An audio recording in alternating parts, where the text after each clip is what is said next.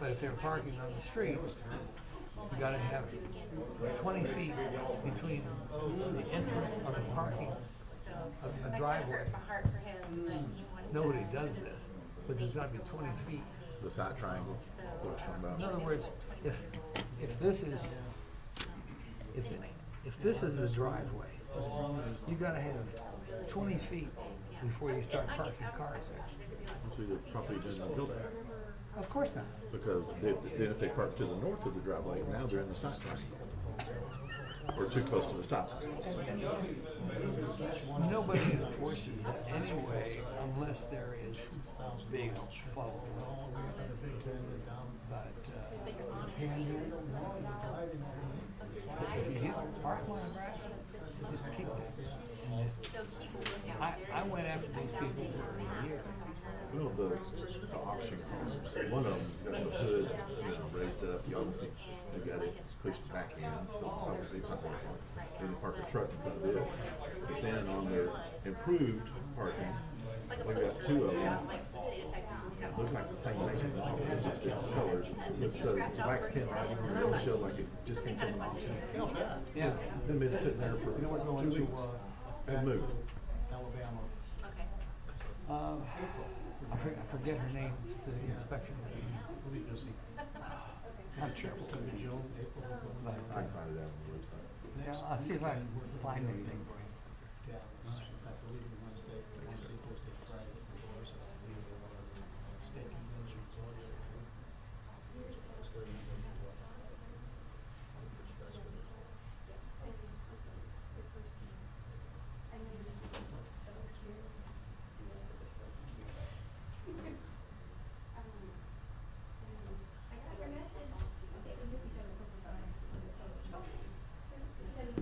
just got Cadillacs done. They're great for distance.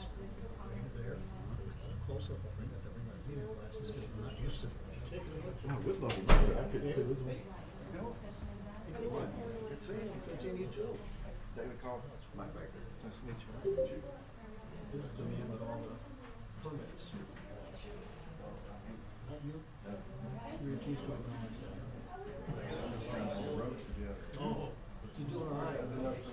Yeah.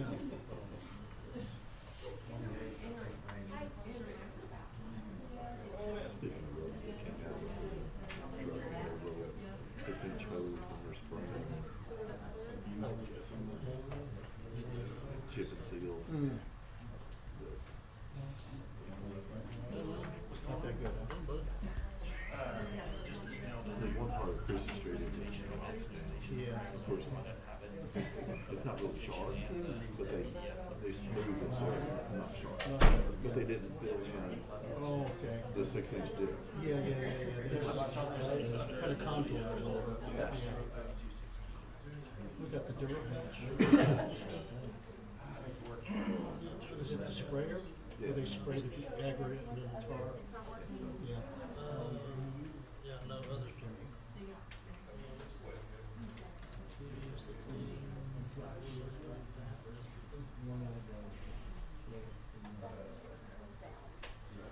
I think Britton's gonna be coming in right at the buzzer.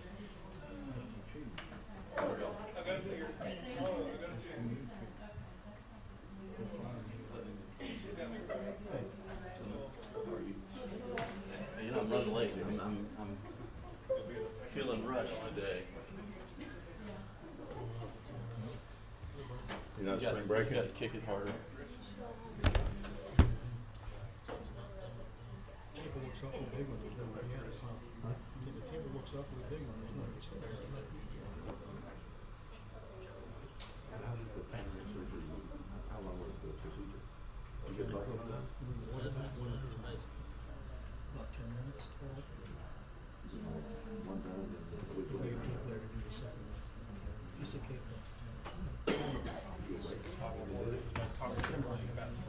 Yeah. Yeah, you can, some points you can tell what's going on with it, but they put you back out. But it's really not that bad. No pain involved, no pain involved. Yeah.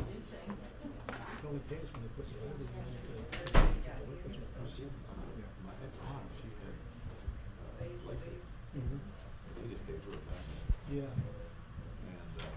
they had a camera on it. If it was your significant other, loved one, whatever, and actually go to this other room and watch it. Yeah. And then you played, I guess, the coin, and then laid it over. How are you? Put it Hanging in back there. over. Feeling the same. Feeling very rough today. Bill Olson? Step up. Yeah. Well, this one here, they go in, they actually take the laser. and they- I just heard that you were curious about when you wanted to speak or so on.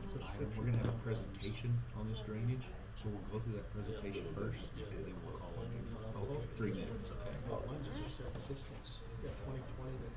Jason Coulter? 2015. Go. Yeah, wow. But up close. How'd you say your last name? Golter. Just Okay. about- Mr. Golter, you still have for citizens comment here, but you're gonna be able to speak during the item Jordan so Okay. Yeah, it's probably.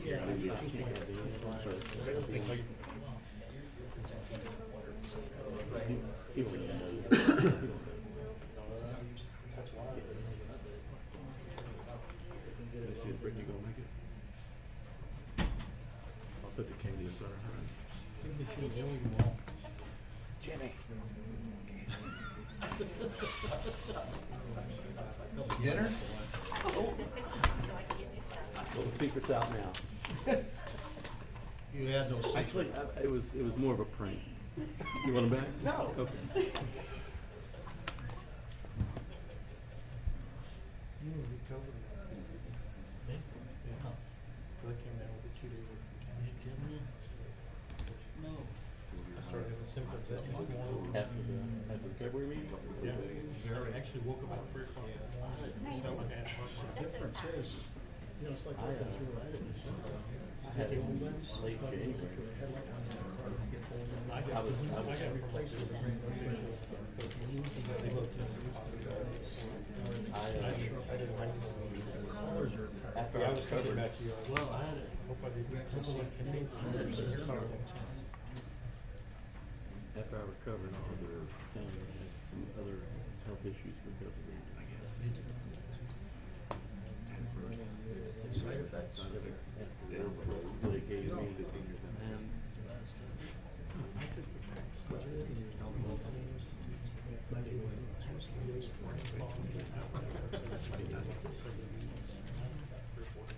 my father-in-law just had it 2 weeks ago and he took the class today and he said it worked.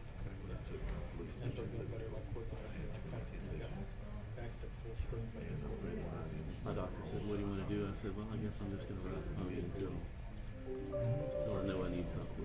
Really? 42. Wow. He said people was better than perfect. Quicker. Did you open it up? No. You send money? I didn't. I almost did. Yeah. The funniest one was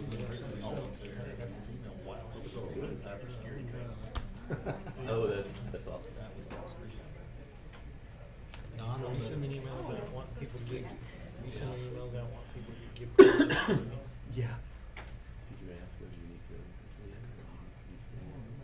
I get these every day. Chris Johnson. All in favor, all against, you say. Abstain. You wanting to speak on item 8? Yes. This interlocal agreement with Cootsie? Yes. Okay, gotcha. If you don't answer all my questions. Okay. Well, your, citizens' comments is gonna be before that item. So, what we'll do is when I call you up, you'll be able to have 3 minutes to speak. We won't be able to talk to you about the item, but we'll hear your concerns and then we will pull that item out of consent agenda to discuss it. Okay. Still your candy. Still your candy. Okay, council ready? Then Michael. All right, 6:01, we'll call the meeting to order. If we would please rise for the invocation, followed by the Pledge of Allegiance. Brother Hero, from Gathering Robinson Lutheran Church. Let's pray. Lord God, we thank you first of all for all the people that you've put in this place to serve the citizens of Robinson. For these council members, the mayor, and all those who work for the city. Second, we thank you for all that we have been given, and we know that we are just caretakers of what you've provided, which is our land, our government, our possessions, and our freedoms. So for this council, we ask that you watch over and protect them and their families. Please give them wisdom and discernment to know what would be best for the citizens. And when conflict arises, help them to work together as a council and with the citizens in harmony and unity for the good of all. And when faced with difficulties and challenges, give them boldness and courage to do what is right and good. We pray for the agenda that's set before them today. Please give them clarity on what would please you and what would best benefit those who live and work here in Robinson. We commend this time to you. We thank you for hearing and answering our prayers, and it's in Jesus' name we pray. Amen. Amen. Thank you. Allegiance to the flag of the United States of America and to the republic for which it stands, one nation, under God, indivisible, with liberty and justice for all. Thank you. Roll call, please. Rogers, Here. Holland, Here. Eckerly, Here. Stivner, McLean, Baker, Here. Masterford. Here. Item 5, the citizens' comments. First, we'll have Ms. Linda Vaughn. Good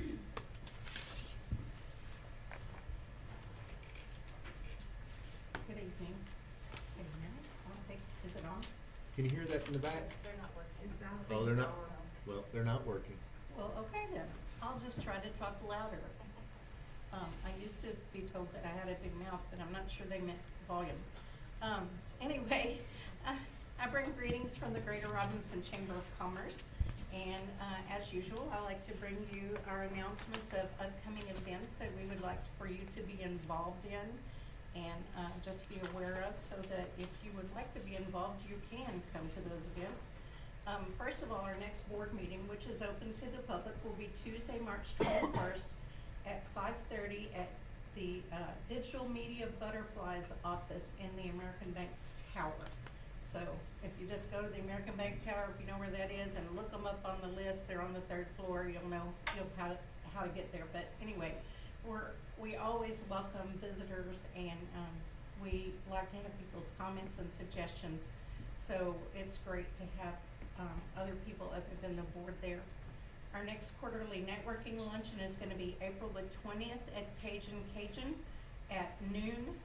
Our guest speaker is gonna be Karen Brown, and she actually happens to be the owner of Digital Media Butterfly, who is also preparing our new website that's gonna be updated very soon.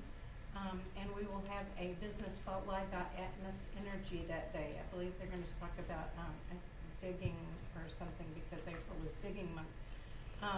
Debbie Boutique and Designs by Denise will be having their first Sip and Shop of the year on Thursday, March the 16th. It will be a St. Patrick's Day themed Sip and Shop, and it will be from 5:30 to 8 in the evening. Waco Memorial Funeral Home, Cemetery, and Cremations ribbon cutting will be March the 21st at 4 p.m. And there will be an open house to follow. So they want everybody to come. They're gonna have the open house until 7 o'clock, I believe. So the ribbon cutting will be hopefully right up front, close to 4 o'clock, and then after that, the open house until 7. We would love for the general public, everybody to come out and join them for that ribbon cutting. Also, on April the 1st, there will be a ribbon cutting at Whitehaven Canine Evaluators at 11 a.m. They also will be having an open house that day, and their open house will be from 10 to 2, and we'll do the ribbon cutting at 11 o'clock. And we are looking for businesses that would be willing to do a business after hours, sponsor a business after hours, so that way we can get in some more networking besides just our luncheons. So if you know of anybody, or if you are a business that would like to do business after hours, if you don't have a place, we can probably find a place for you to do it. If you would like to sponsor one, just let us know, so we can get that lined up on the calendar and hopefully not conflict with anything else around. And last but not least, the annual chamber membership banquet will be July the 20th at the Texas Sports Hall of Fame, and the theme will be Dinner Texas Style. Thank you. Thank you, Ms. Vaughn. Chris Johnson. Could I speak instead of? Sure. What's your name, ma'am? I'm Starla Johnson. Starla? Yes, sir. I'm his wife. Great. So we came, primarily for item number 8, I think it was, on the agenda. The main concern that I have, is we just wanted more information on the road rebuilding process. If it's just gonna be like just laid over chip style, or if they're actually gonna go in and kind of rip it up and rebuild the actual road layer by layer by layer. Cause there's still being a lot of the running on that, so. Okay. And then just the time frame for completion.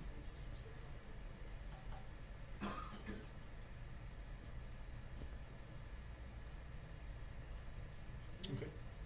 We'll, this is in, consent agenda items, but we'll pull that out and we're gonna discuss about it here in just a second, so we can answer your Can questions. this speaker be turned on? They're not working right now.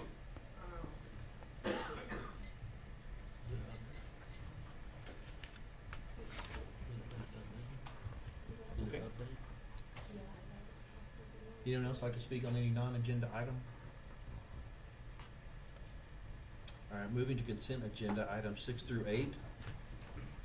Council have any questions to that? I'm gonna request to pull out item 8 to turn consent agenda items into 6 and 7.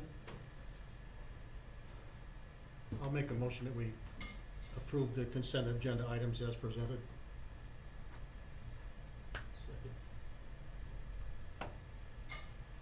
I'll make a motion to approve consent agenda items 6 through 7. Okay. So we have a motion to approve consent agenda as is, and a motion to approve consent agenda items 6 and 7. First motion is to approve consent agenda items as presented. All in favor? Aye. Opposed? Aye. Motion fails. Second motion is to approve consent agenda items 6 and 7. All in, oh, I'm sorry, I made a motion. Do we have a second? I second. Any further discussion? Okay, so Roger seconded the second motion. The second All in favor? Aye. Aye. Aye. Aye. Opposed? All right, item 8 is considering possible action approving an interlocal agreement with McLennan County for reclaiming and chip sealing Cooksey Lane from hillside to the city limits. It's 8,554 linear feet at a cost of $72,709. From our audience tonight, we had a couple questions on road construction and time frame. Mr. Lemon, can you? We have Mr. Kaufman here, our public service director. Great. He's the one who's actually been working with the county on getting this done. I know originally the county said they were gonna do this toward the end of the summer, and so we were gonna do some temporary repairs, but they recently notified, so they're gonna reorder it, and they wanna do this early in the season, so that's why it's on the agenda tonight. It kinda got moved ahead, which is better because we can get it done. So you wanna kinda explain the process, what they're gonna do, and what the county will be doing? Sure. You know, we're back for another round. I think we worked with County Precinct 1 since I've been here, and probably at least the last 6 years that I know of. The only difference this year is there is a $1.50 per foot cost increase that's basically passed through because the material costs have gone up. When we work with the county, and the primary reason that we use Precinct 1 is that they have a road reclamation crew.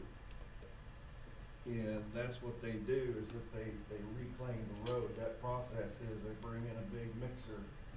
It's kind of like a giant tiller, and they mix up all the material that's there, the existing surface, the base material, etc., and then reshape that and compact it. And then the new chip seal surface goes on top of that. East Rocket Road was the first road that we've done when I came here, and it's still a very good road. You know, like I said, the county's set up to do this almost like a contractor, and they charge us their cost. to Can you do answer it. the, like a time frame that we're looking at on the project for this? But as Mr. Lemon said, normally the county, they do a lot of interlocals with local entities, and in the past, they've done their list of streets first. And then, within the time frame they have left, they try to do all of the outside work.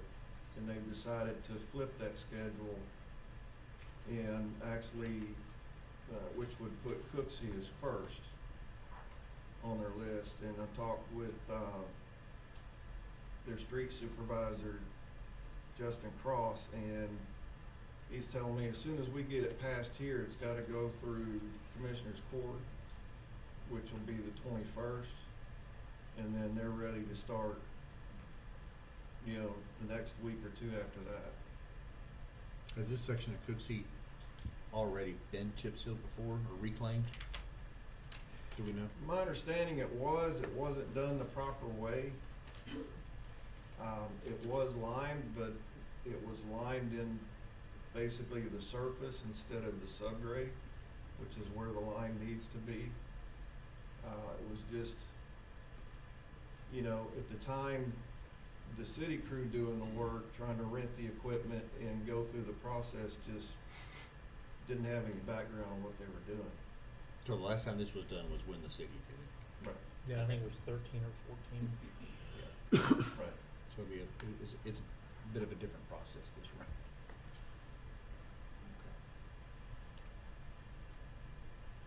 So, Council, any questions? So they do go down to the roadbed and mix all that up, the substrate, yeah. and put lime down, and then, I guess, put it back down. Well, we normally don't add anything but water, moisture, to get the compaction. In, you know, most roads, there's enough good material there, and it makes it better material when you mix in the chip seal surface with that material. It makes it a little bit stronger. But the mixer they use, they generally mix that material from the top to about 8 inches down. I know a lot of it's dependent on whether, did they give you a span of how long it would take from start to finish? Any guesses on timelines there? Just judging on past roads, it's probably gonna be about a 2-week process just getting the road remixed. It depends on how it comes together, how much moisture. You know, the end of last year, we were in a drought and it was hard to get moisture and to keep moisture Right. in the material. I think will probably be a little bit different this year going at the beginning of the season. Okay. Probably all in all, 3 to 4 week process. Okay. Yeah, 'cause I live on East Rocket. They move along really quickly. They don't waste any time out there at all. They're really good. Yeah. Yeah. Their motto is fast and often. That's the county's motto, fast and often. Smooth as fast. So it's fast. Okay. Thank you. Okay, if there's no further questions or comments on item 8, we'll entertain action. I motion to approve interlocal agreement with Clinton County for reclaiming and chip sealing Cooksey Lane from hillside to the city limits at a cost of $72,709. Second. All right, motion is to approve the interlocal agreement. Any further discussion? All in favor? Opposed? Motion carries. Item 9 is a public hearing. Conduct a public hearing, consider possible action on ordinance 2023-001 regarding the application of Jason Gulter for approval of a specific use permit to provide temporary lodging in an RV on approximately 3.009 acres known as a tract in the Agalena survey addressed at 811 PD Lane, with public hearing opening at 6:16 p.m.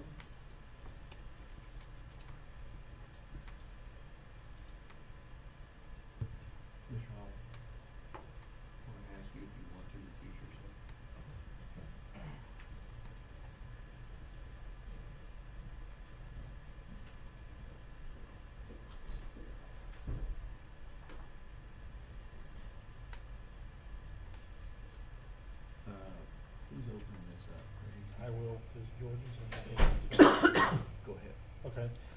So the item you have before you is a request for a specific use permit for temporary lodging in a recreational vehicle.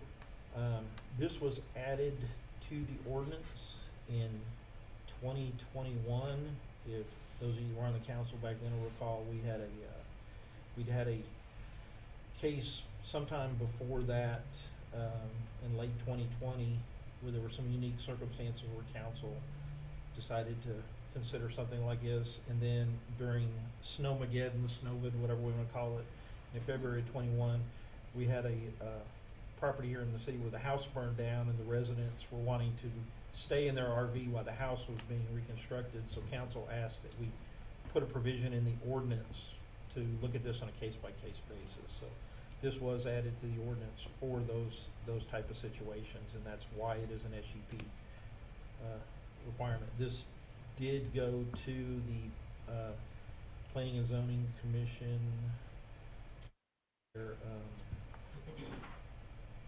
February 9th meeting.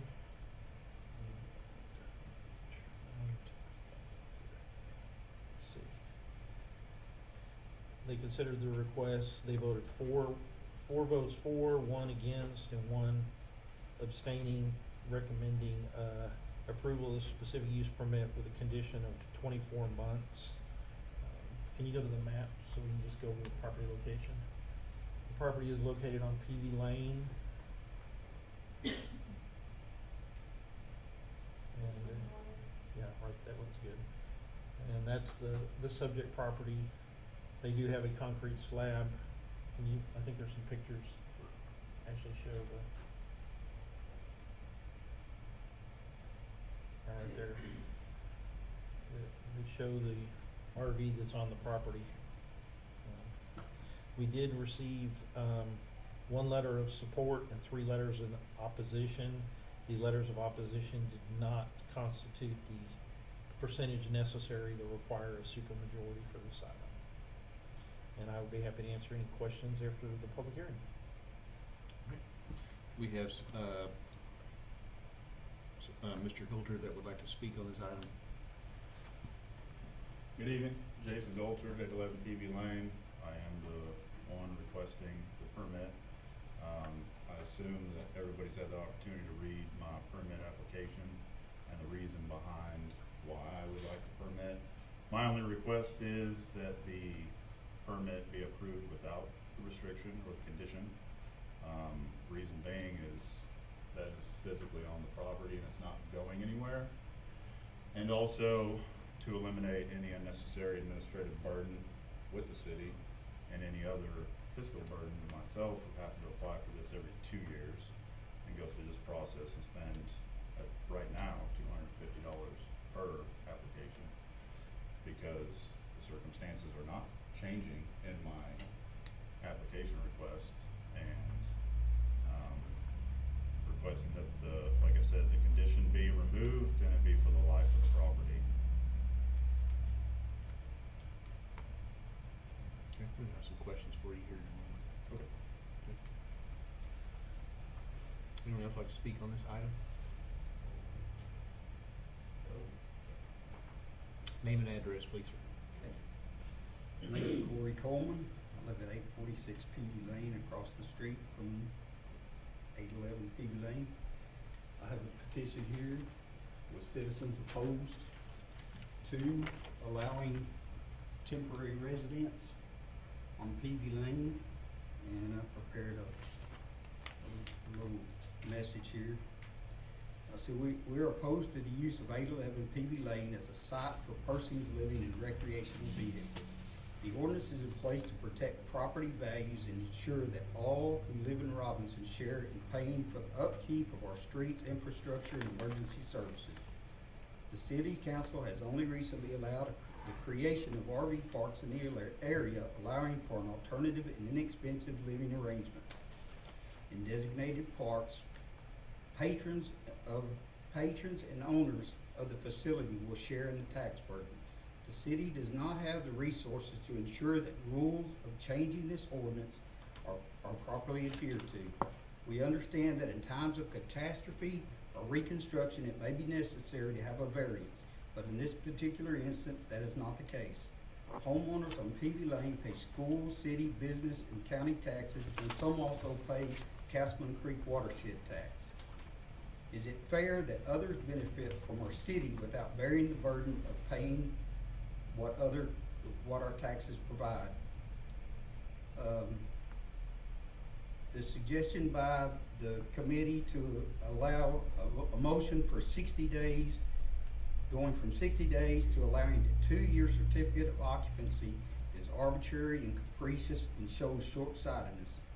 I ask that those whom we voted into office place our faith in to honor the taxpayers' best interest. Thank you. Anyone else like to speak on this item? Step on up, sir. Name and address, please. My name is Bill Olson. I live at 712 North Beard Avenue here in Robinson.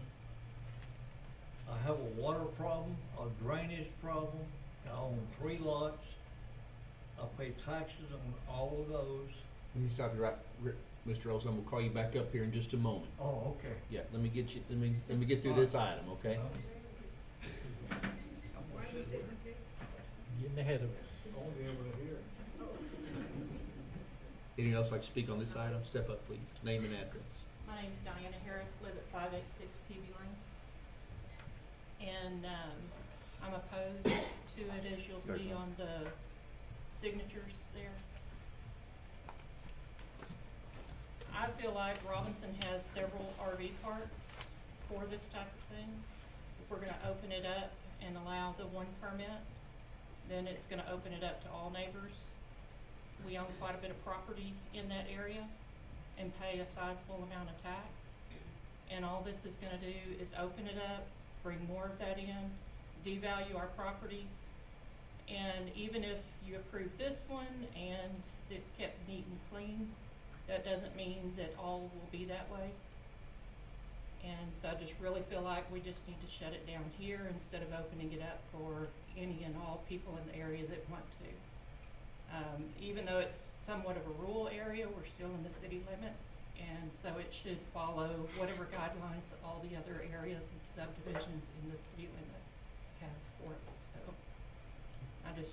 I really think it would devalue all of our properties in the area to open this up. So Thank I you. appreciate it. Thank you. Anyone else?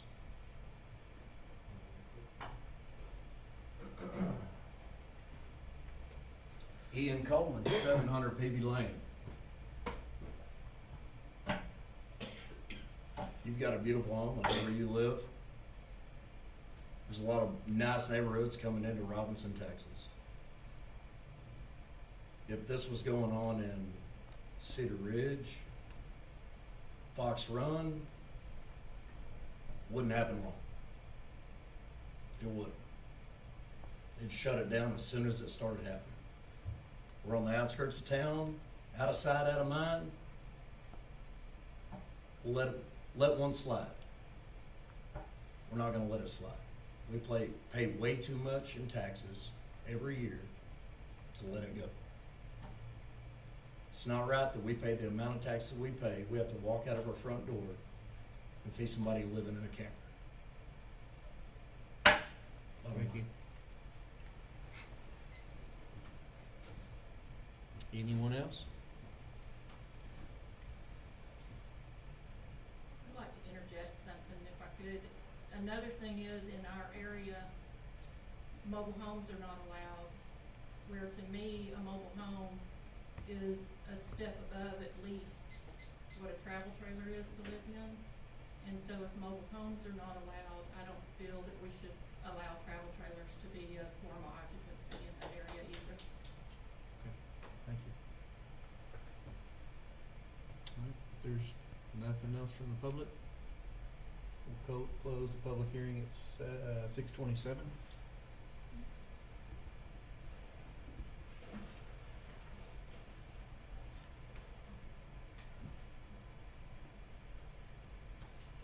Mr. Master George? if I understand the reasoning behind the original ordinance, and I don't believe I was on the, council at that point in time, it was enacted to provide for emergency circumstances only. It was not meant to be a open-ended access to residents on a site that's not approved as a housing unit as we would all understand it. I don't believe that at this point in time, this is a valid use for this property, and I don't believe this should be approved. Mr. Baker? I have nothing. Mr. Rogers? You know, so I think a couple of things come to mind. Again, Mr. Master George pointed out the intent of that ordinance was to provide temporary shelter on an as-needed basis in a time of a fire. Or the one on Rosenthal was they demolished a home and it intended to build. And I think that was the intent. I think of a tornado or some type of event that would come through the town, that RVs on residential lots would be necessary. And so I am in support of that, but I definitely am not in support of forever. Again, if we open that Pandora's box of having RVs on residential lots, I think several points made today are very valid. We wouldn't put this in Cedar Ridge. We wouldn't put this in Fox Run. So I think those are extremely valid points.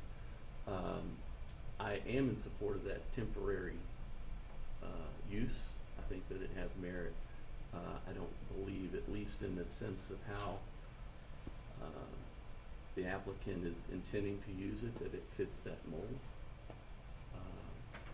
After hearing comments, I do have some questions about our petition list, so I'll ask those to Corey in a moment. But I think that this application doesn't fit that particular spirit of why we enacted that. That being said, Mr. Coleman, so was there anybody left on PV that you didn't talk to as far as were there people that were? I wasn't able to contact, and there were two that I know that were in favor of it. How many houses does that represent? That's probably, no. Oh, it's- No, how many houses are on that list? There's 20 or Probably- so. Probably 15, 16, but it's husband, some of them is husband and wife. Yeah, but addresses there's, Addresses, probably 15. and there's probably just a couple that. There's 24 names on the list, and there's roughly that many houses on the.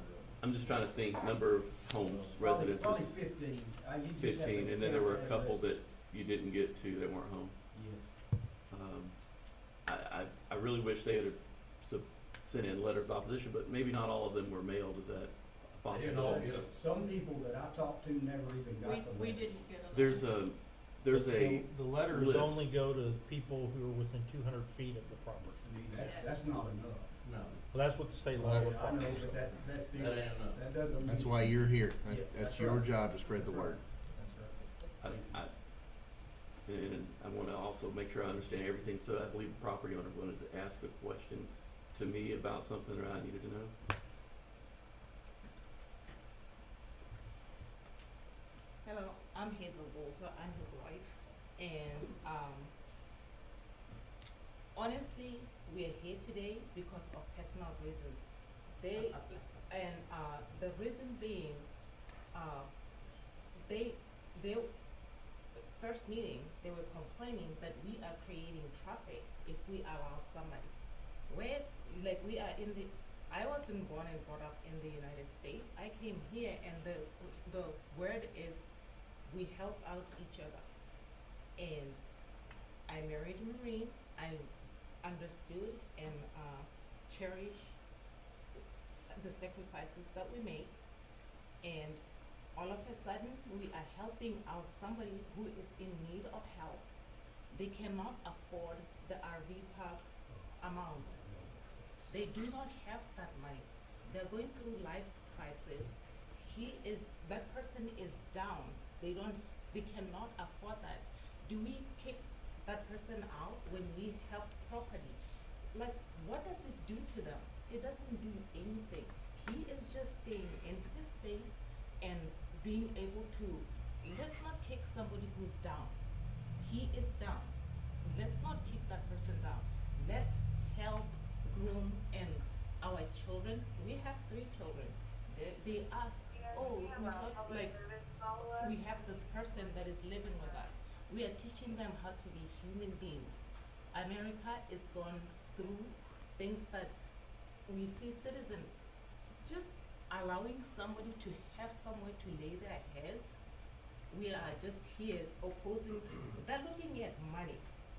That property value. Are you kidding me right now? Where's the humanity in everybody? It's all gone.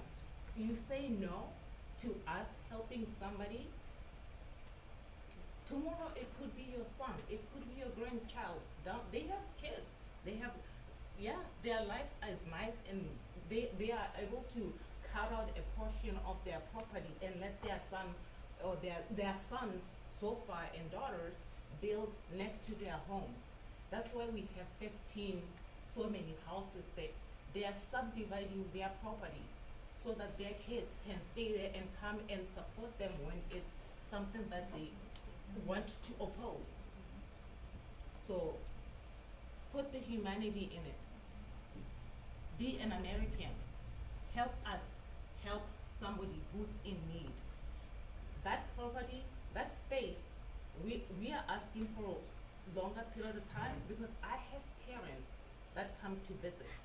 Exchange rate to American dollar, it's ridiculous. I cannot afford to have them live in a hotel. I have to have somebody. My house, I cannot. They develop their properties. Yes, they build swimming pools. I cannot afford to build a swimming pool. I can afford to have that slab, so when my parents and my siblings, when they come to visit, they will have somewhere to lay their heads. And I hope you will not alienate me from my family. You will not hinder me from helping other Americans. If you have any questions, I'm open to answer any questions. Let's all be neighbors. I'm good at this moment. I've got a couple more questions regarding that, but I may come back to you. So how many letters were sent out? Do we have that total of total sent for that property? Should be, let's see. I didn't notice. Do we have the map up, Destiny, that? Yeah, can you go back to the map? 'Cause I don't know if I have that.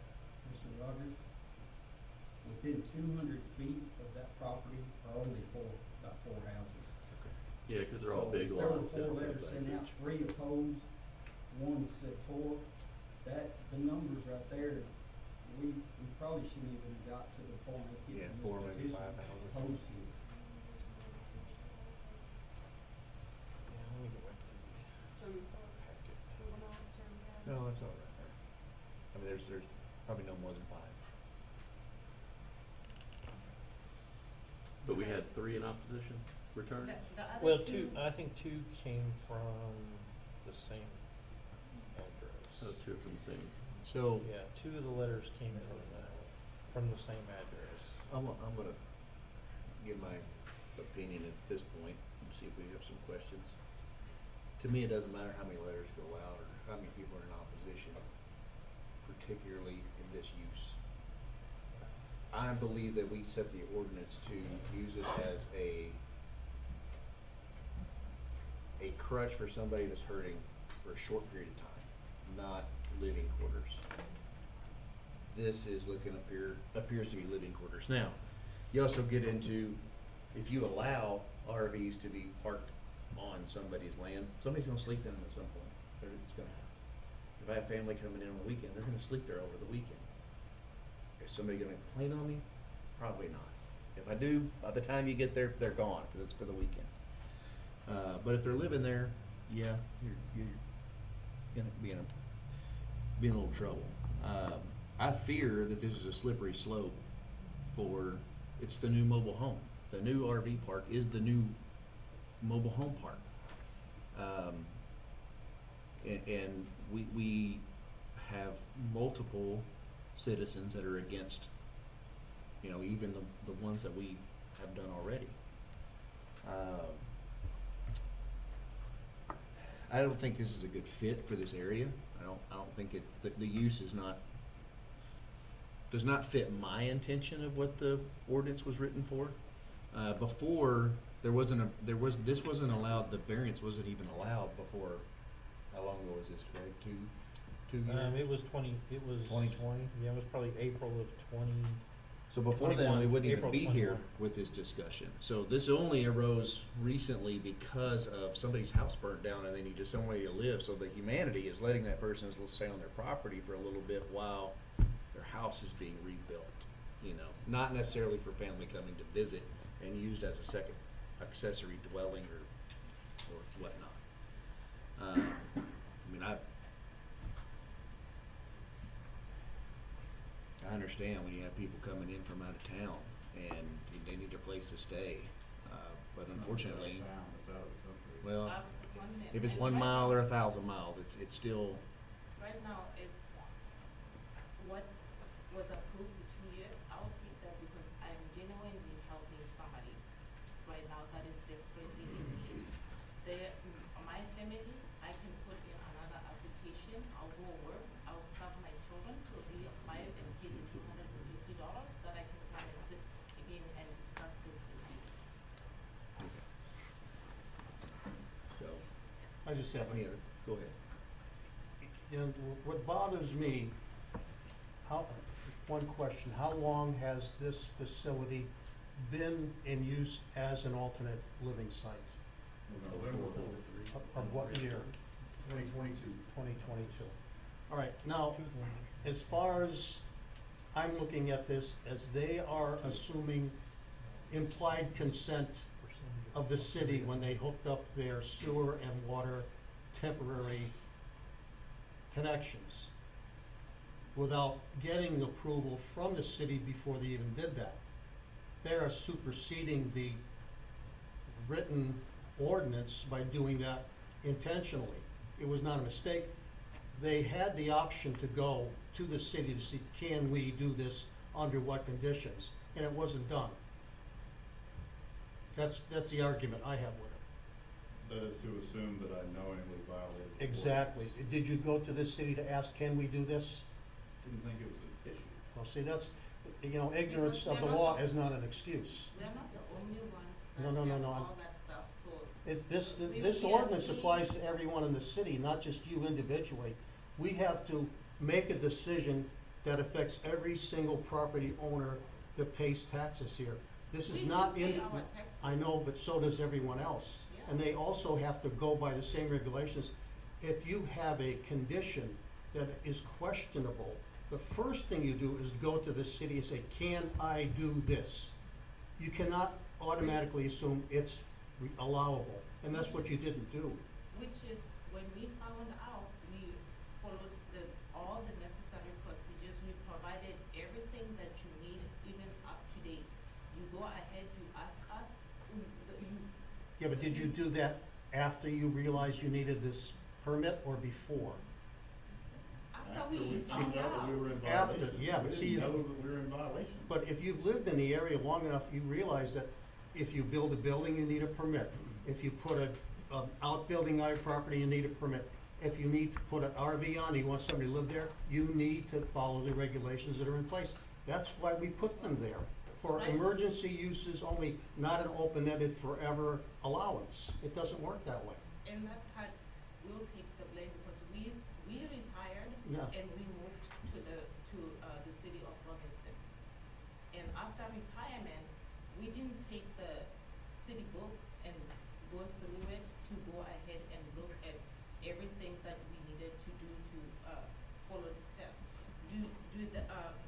We are seeing small businesses operating in our neighborhood. We assume, okay, it's okay to have that small business in our neighborhood. We see arenas being built in our neighborhood. We assume, okay, it is okay to have the arena in our neighborhood. We see sports facilities being built in our neighborhood, kids coming to practice in our neighborhood. We assume it's okay to have a team of children come and practice. We are being neighborly, we go ahead and respect, because nobody is hurt. It's encouraging and being neighborly and helping out each other. There is so much that is happening on PB Lane that if you are just now buying into the property, you would assume that everything that is happening, all these all these people coming into during baseball season to come and practice pitch in these properties is allowed. Only to find when you go, you have to submit liability forms that are being signed. Are they being signed? I don't know. Do they know that they need to be providing all these children with liability forms? Can they provide them? No, they won't. So it's okay for them to break rules. It is not okay for me to make a mistake and try to correct it. When I try to correct it, they are right here telling me no, I cannot. Why? Because is it my color? Do they want to chase me out of the street, the neighborhood? That's how I take it. Well, It unfortunately, the can way go- it works is that, you know, I can go on and on and on, but No, I for now, understand. sir, I understand and I agree with you. Let's go ahead and let's take the 2 years. If I need more- I'm not, personally, No, I'm not okay for 2 years. I'm not okay with So- I'm not okay with a camper being used as a residence, period, unless it is in an RV park. That's it. So And I'll stop- stand strong on that. Don't make us rural then. What's Then that? Don't make us rural. Change our code, change. I will not change statute. that code. I would not vote for a change of that code. So. I'm telling you that I believe personally that a RV is not to be lived in inside. You allowed somebody to live in an RV because they were Temporarily. going to- We Temporarily. are saying temporarily. We are in the But you're talking temporary. about every SUP coming every time your family comes into town. I will come and put in an application, then you can I- handle I- it. You can handle it. I'm gonna help case you by with that case. because I don't want, I would not want to see you coming because I would decline you It's every not- time you came. Okay. So then I let's don't go want you to ahead come and do have to that. spin, so No. I I'm want you to okay with know it. where I stand. I am okay with And, it, and sir. I stand with not using the RV as a residence, okay? Even if Okay, it being I'll temporary, build a house on the property like they are doing. or you can build a house. I mean, there's rules to that too. Like, we go ahead, they build houses. They're building houses on top of each other. Well, And- there's rules for that and So now that's what they want me to do. I cannot afford that right now because I am helping Sure. somebody for a short term. I understand. So I for a short understand term- what you're helping, and I can appreciate that. I do.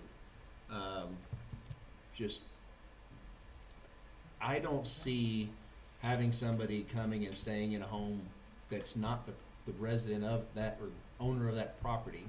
If your home burnt and you have the RV, then you're gonna get my support of you staying in that RV while you rebuild your home, not to live in that RV. You're going to rebuild the home. If you're not gonna rebuild in X amount of time, you gotta move the RV and you gotta move off the property, cause it's not an RV park. It's Yeah, made we just for understand.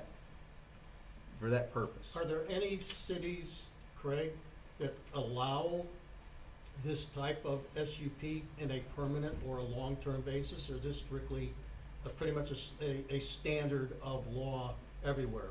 You can't do it. Man, I don't know any of the cities around here that allow it except in a rare circumstance. Right, like an emergency Yeah. type of thing? Again, we didn't even allow it there. That was done just because that particular situation, their home burned. Right. And they ended up not doing it though. They ended up, I think they stayed in it for a couple of weeks just till they could get things organized. Right. And they relocated to an RV park. So this is the first application we've actually had since the ordinance changed. And I could see us in the future having a situation where a house burned down, I think of my first home in Robinson, where this wouldn't apply for me, cause I don't have, that house didn't have enough property to even put an RV on the site. And so I could see us turning those down, thinking of certain neighborhoods with, you know, small lot sizes, short driveways. You're not gonna put it in the front yard, you can't get it between the two houses to put it in the backyard, and you can't allow it on the street. So we'll be turning down SUP applications even for the right reason. A house burning down and it just doesn't fit the property. So, And those were all things we discussed when this first came up, that it's not, I mean, if you don't have a big enough lot and you put an RV on it, you're gonna make it harder to rebuild your home, so there are just some circumstances that can come up. When this first came up, when this change to a SUP option came up, we had the discussion, this was gonna be a tricky subject at some point, and obviously we're at one of those. When was the last time the RV has been moved? Probably the 1st of December. It was, the current one that's there was moved in about a month later.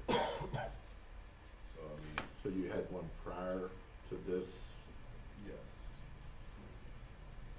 The person that's currently there is going through a hardship. He has children that he gets his visitation time. We understand that.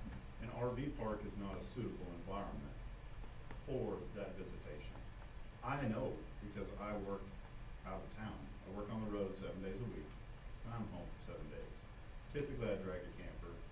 Right now I'm not, but I stay in RV parks.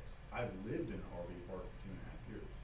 It's not the best environment. It's not conducive to, I don't know, to children and growth and development. Like it's too constrictive and No, there's no background this checks. current person, like we are friends and our children interact and interface and play together and it's a more comfortable and suitable environment for the current situation that's hopefully for everyone's sake about to wrap up.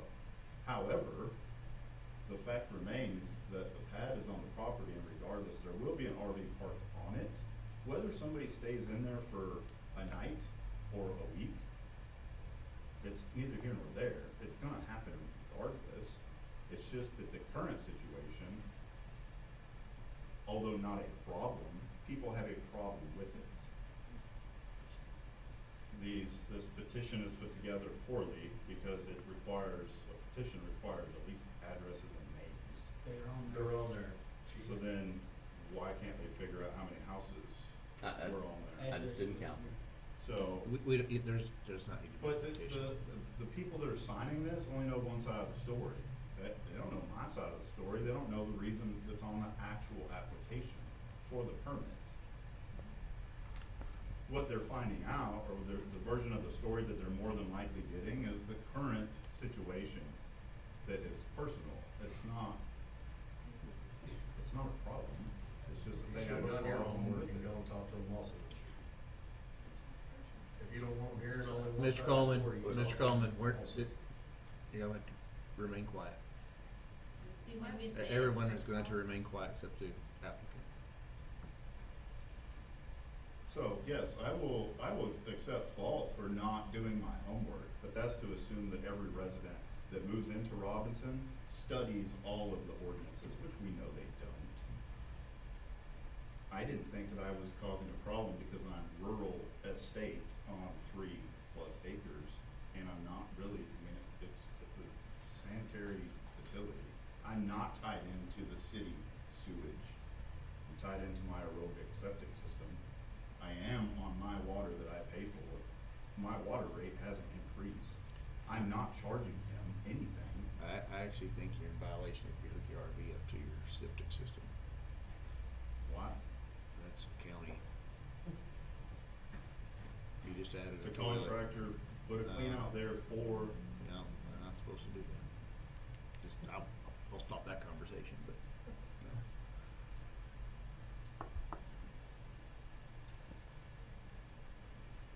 no. I mean, for me, I I can't see the SUP being used for a temporary residence other than a hardship for the landowner themselves, into a specific case of like a fire, tornado, or storm disaster. So in saying so, I will go ahead and make a motion to deny ordinance 2023-001.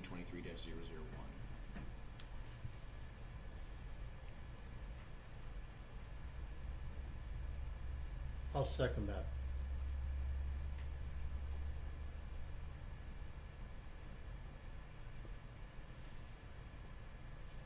We have a motion to deny ordinance 2023-001. Any further discussion? No. Mr. Baker? All in favor? Aye. Opposed? Aye. One opposed? Motion fails. No, we're okay on a majority? Yeah, yeah, it's a Okay. simple majority. Motion passes.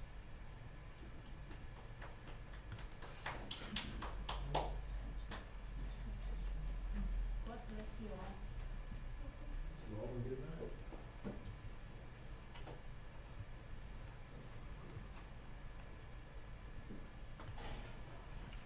Mr. Rogers, I'd like to ask you, Yes. why the name? Two reasons. Well, one, I would like to have entertained a shorter term use. After hearing some of the comments, I think I agree with every comment said tonight. And that's a hard position to be in as a council member, when you hear sound logic from folks who are in their right to have their opinion against it. It's not in code, it's not in ordinances. 1000% agree with that. But there's also a humanitarian need to a degree. So I'm in conflict there. I would like to just entertain a shorter notice, but council spoke, and so I agree with that decision. Just wanting to see where your head was. Thank you for asking.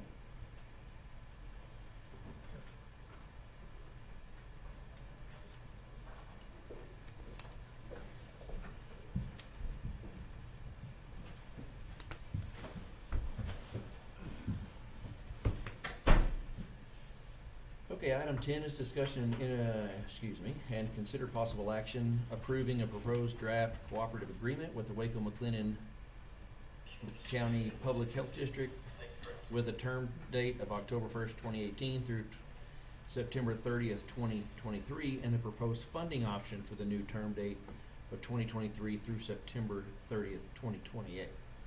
Mr. Lemay. Turn this over to Ms. DeLillo. She's been taking the lead on this, and she has a guest speaker here to make a presentation, so I'm gonna turn it over to her. So the cooperative agreement that we have with the Waco McLennan County Health District is set to expire September 2023.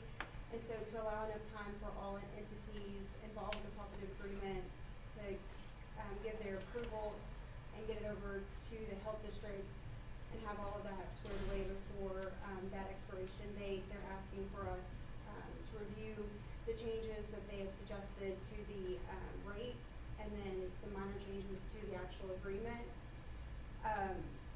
As you may already know, the health district performs public health functions through the provision of child and adult immunizations, epidemiology and communicable diseases, investigations and treatment, health education, public health, emergency preparedness, and other services, other important services that aren't listed.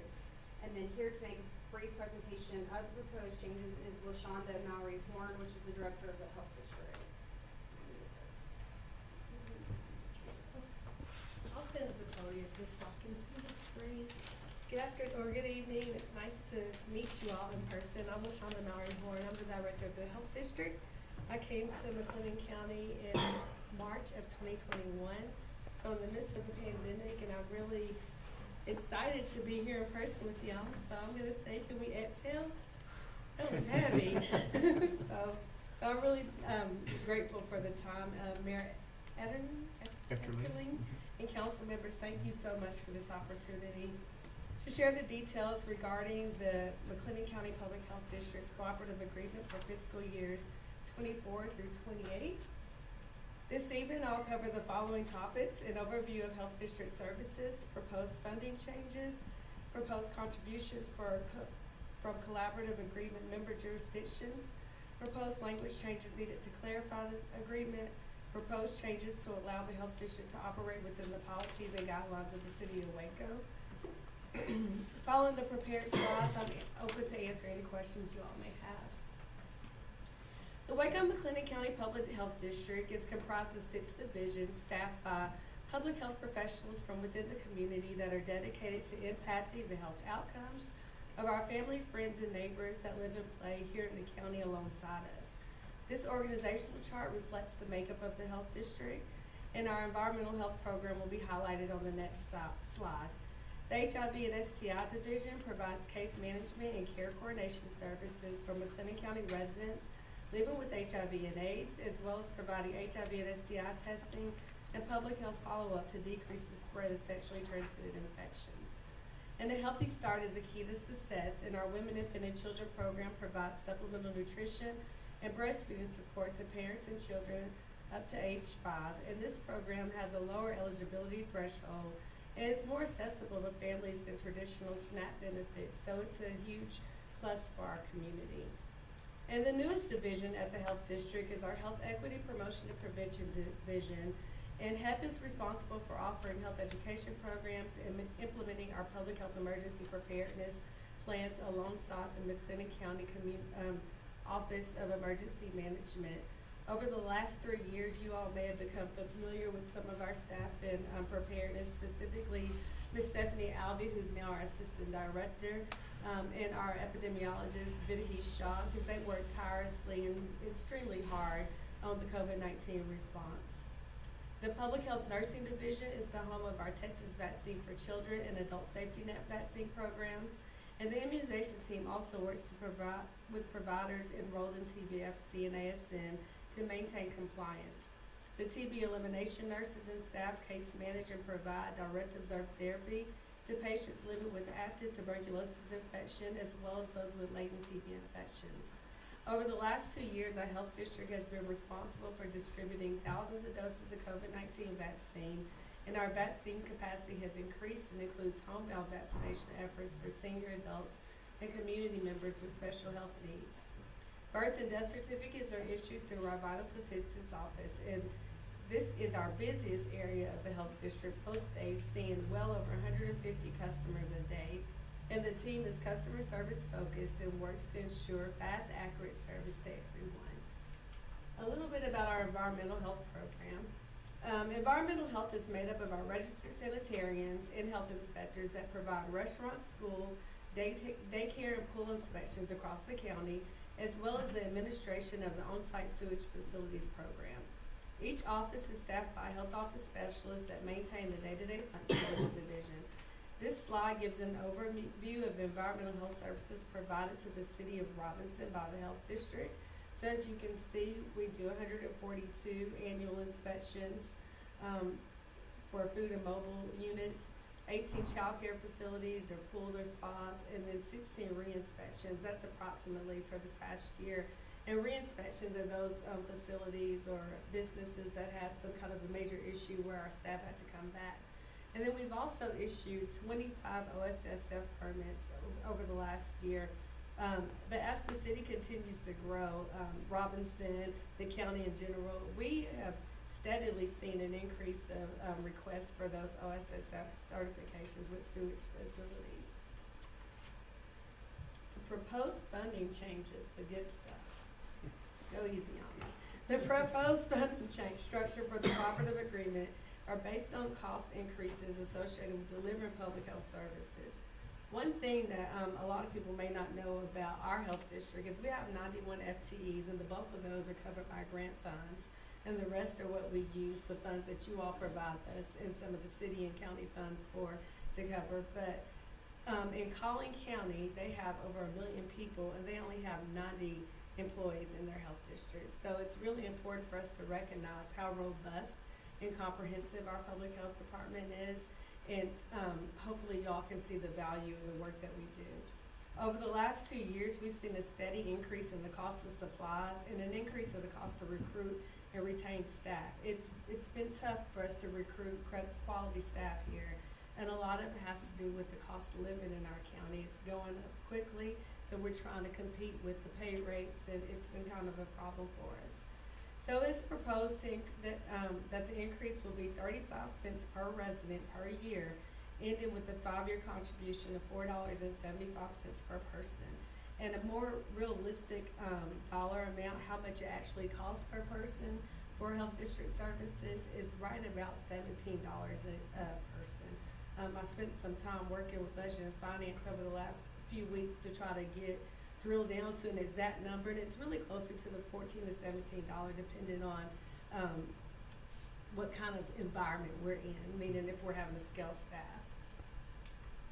So you all should have gotten a separate page of this. Did you? Okay. Now where you can see it a little bit bigger, but this spreadsheet estimates the contributions that will be made by each funded jurisdiction to the health district based on the 2020 census. The highlighted cities have historically been unfunded cities, but each year we invite them to contribute and join the interlocal agreement that they have consistently declined, and I will invite them again.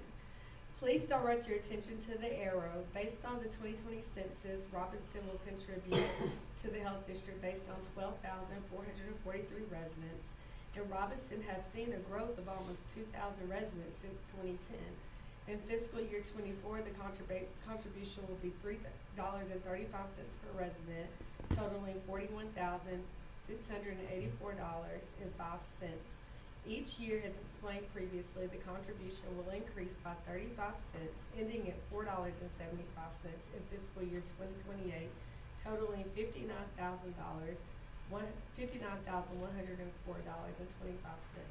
If you take a look back at the slide with the environmental health information, the average salary for our inspectors is about $51,500. So, we're looking at about the cost of an inspector for this contribution for you all. Some additional information. After review with Assistant City Attorney Lauren Oliveras, there were several corrections we had to make to be in line with the Texas Health and Safety Code, and the updates included a clarification on board member terms, quorum, and residency. So this was just some kind of housekeeping work we had to do. And then this agreement was the agreement was also updated in order to ensure that the health district follows the policies of the city of Waco. Specifically, 7.10, it was changed to read that an electronic copy of the financial report from the audit shall be made available to the governing body of each member and to the board, and any management letters and responses concerning the district will be sent to the governing board of each member and to the body. I don't recall exactly what the language was before, but it was a little bit different than that. Again, I'd like to thank you all for your time, and I'm here to answer any questions you all may have. And if I don't have answers, I will get the information and get it back to you for sure. Mr. Master or Mr. Baker, any questions? I don't have anything, thank you. I have nothing. Mr. Charles, Mr. Rogers? I got a couple. And it's towards the rate increase. I know the last contract was 30 cents increase per year, starting at $1.80 and ending at 3 and some change. And so we're doing 35 cents every year per person. And what was it, 475 we're ending at? Yes, sir. I spent 27 years in the industry. I know, I partnered with health departments, so I know the value in that and keeping the community safe and the public safe, especially in the restaurant business. So I'm just curious to know where the increase, you mentioned salaries and the difficult staffing. That is so true everywhere you go.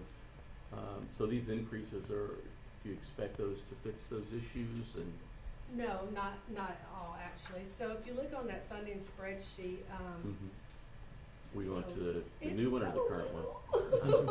I'm sorry. I should have brought glasses for a bigger version. So basically, our operating budget is around $9.5 million.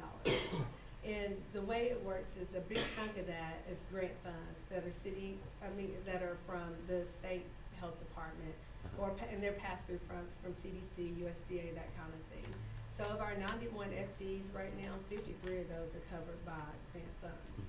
So the city of Waco fronts us the money that it costs to employ all those people because it's reimbursement type work.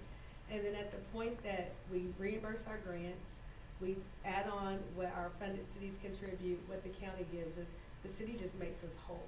So each year it's about $3.8 million is what they budget, but this year it was really a little over $4 million because I think we have about $777,000 that we're gonna take out of our health service fund. So the amount will not cover the increase. Like this is us taking insurance for payments, this is us billing Medicaid, Medicare for vaccines, permits, I mean, every kind of fee you can imagine. And public health is just not a revenue generator. It's just kind of impossible for it to be, because at the point we're generating revenue, we're doing traditional healthcare. You know, it changes our game a little bit. Next question would be so Did I that know answer your question? It did, Okay. and thank you. Going to the proposed draft, I know Waco's putting in 3.9. It's what right around 3.9. The first, that's current year. What's their rate per population? They don't give us a rate per population. They just basically make us whole on the back end. I don't have the appropriate accounting terms. I'm sorry. I understand. But so if we have a deficit, whatever we can't make with our funded cities or county contributions or grants, it just kind of. If you had to guess, we put you on the spot. If you had to guess, would the rate that they're paying be more or less? Oh, than yes, it's more? much more. So I think when we calculated it out, it was right at $27 or something. Like that. I can't $27 per remember person. exactly the Okay. amount, but because I've been playing with the numbers the last few weeks. So that all of us that are seeing this rate increase, we're paying $475 at the end of this proposed draft per person, and then of course Waco's shouldering the biggest. And and the bulk of the people in the county live in the city of Waco, so it's. And I'll speak for more than just Robinson here. Not that you guys aren't doing enough or you're not doing a great job. It's just thinking about the citizens that are not close to the health district to be able to go. I mean, I don't know if a lot of people from Robinson actually visit that center that know I was just there getting the birth certificate. And so just maybe some awareness in these other cities to showcase what you guys do offer and bring in more people from Robinson. Ditto to all the other member cities. That is actually a big part of our plans over the next year or so. So I came in a very peculiar time, and it was not my ideal way to come to a community, but I'm here. So I do plan on spending a lot of time really, I actually want to double back with one other thing we have going on, to visit with, council members, city managers, and even community members about what we have to offer. And we're actually going to start doing a bit more mobile work with our WIC clinic, where we're going to take our mobile unit kind of around the county, because we have capacity to really kind of double our participant rate. And it's in our more rural parts of the county where the people aren't participating in WIC. And that's a program, like I said in my comments, that a lot of families qualify for, and it's up to 5 where they might not qualify for traditional food stamps or SNAP benefits. And it's a really great program, and you get everything from traditional stuff like formula to fresh fruits and vegetables on WIC now. So, we'll be spending a little bit more time out in the community, and hopefully you all will become more aware of the work we do at the health district. Correct me if I'm wrong, but school districts are invited to sit in on the committee meetings that we have, and I believe that Waco ISD is the only one that takes advantage of that opportunity. Yeah. So, and we can engage with, your school nurse lead again and try to see, and we had a lot of engagement with all the schools during the pandemic, of course. So I think we have some good partners in the school districts across the county. Welcome to the neighborhood, and thank you. Thank you. Thank y'all for having me. Thank you. Any other questions? Thank you.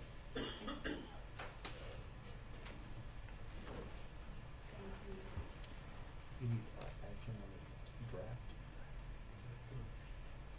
Do you need action on a draft?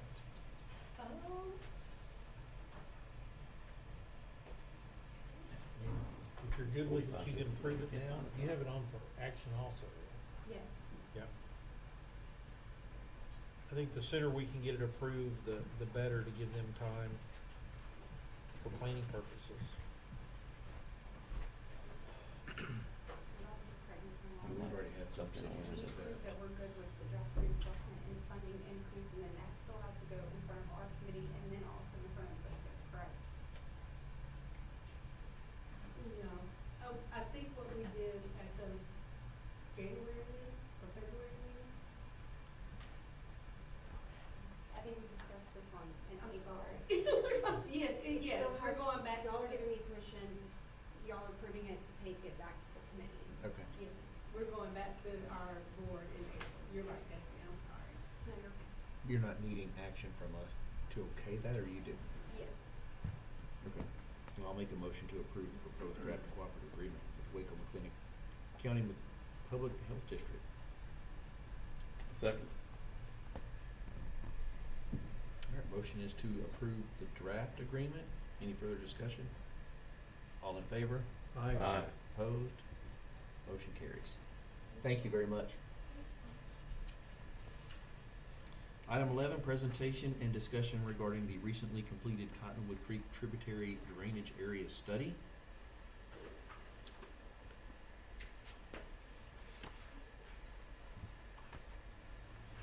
You wanna do the presentation first? Yeah.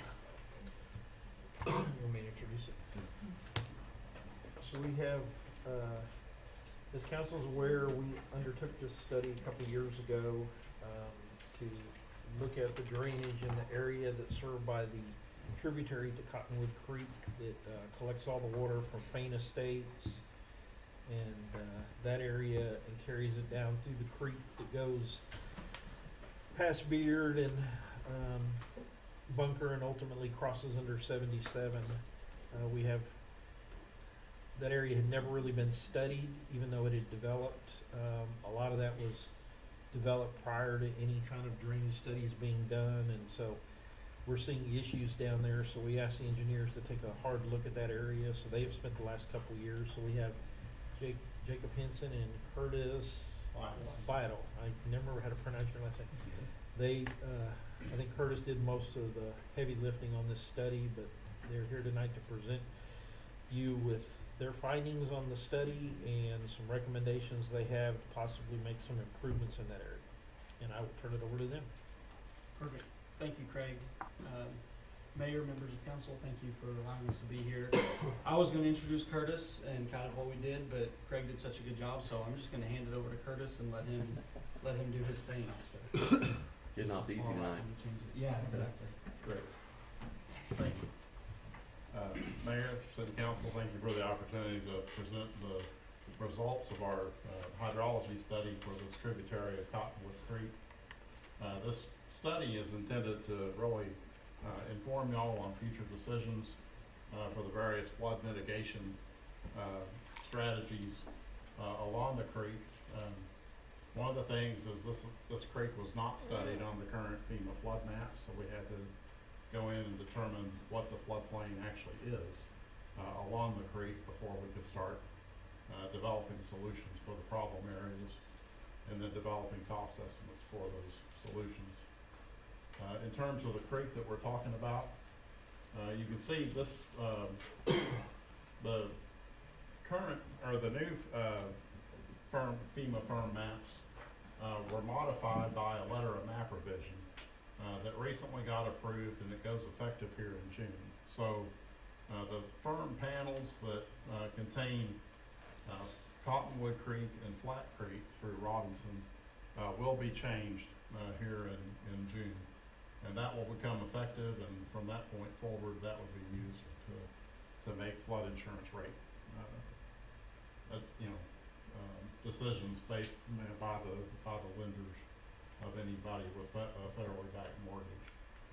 This tributary kind of comes into Cottonwood Creek between 12th Street and the Loop. As you can see even on the lower map, it's still unstudied. The red polygon area is the portion of the tributary that we studied basically from Highway 77 on up to Lee Street. Our the drainage area is almost 400 acres that contributes to Highway 77 along this tributary. We broke it up into 11 different sub-basins, and really the soils in the area are mostly clay, so they do result in pretty high runoff.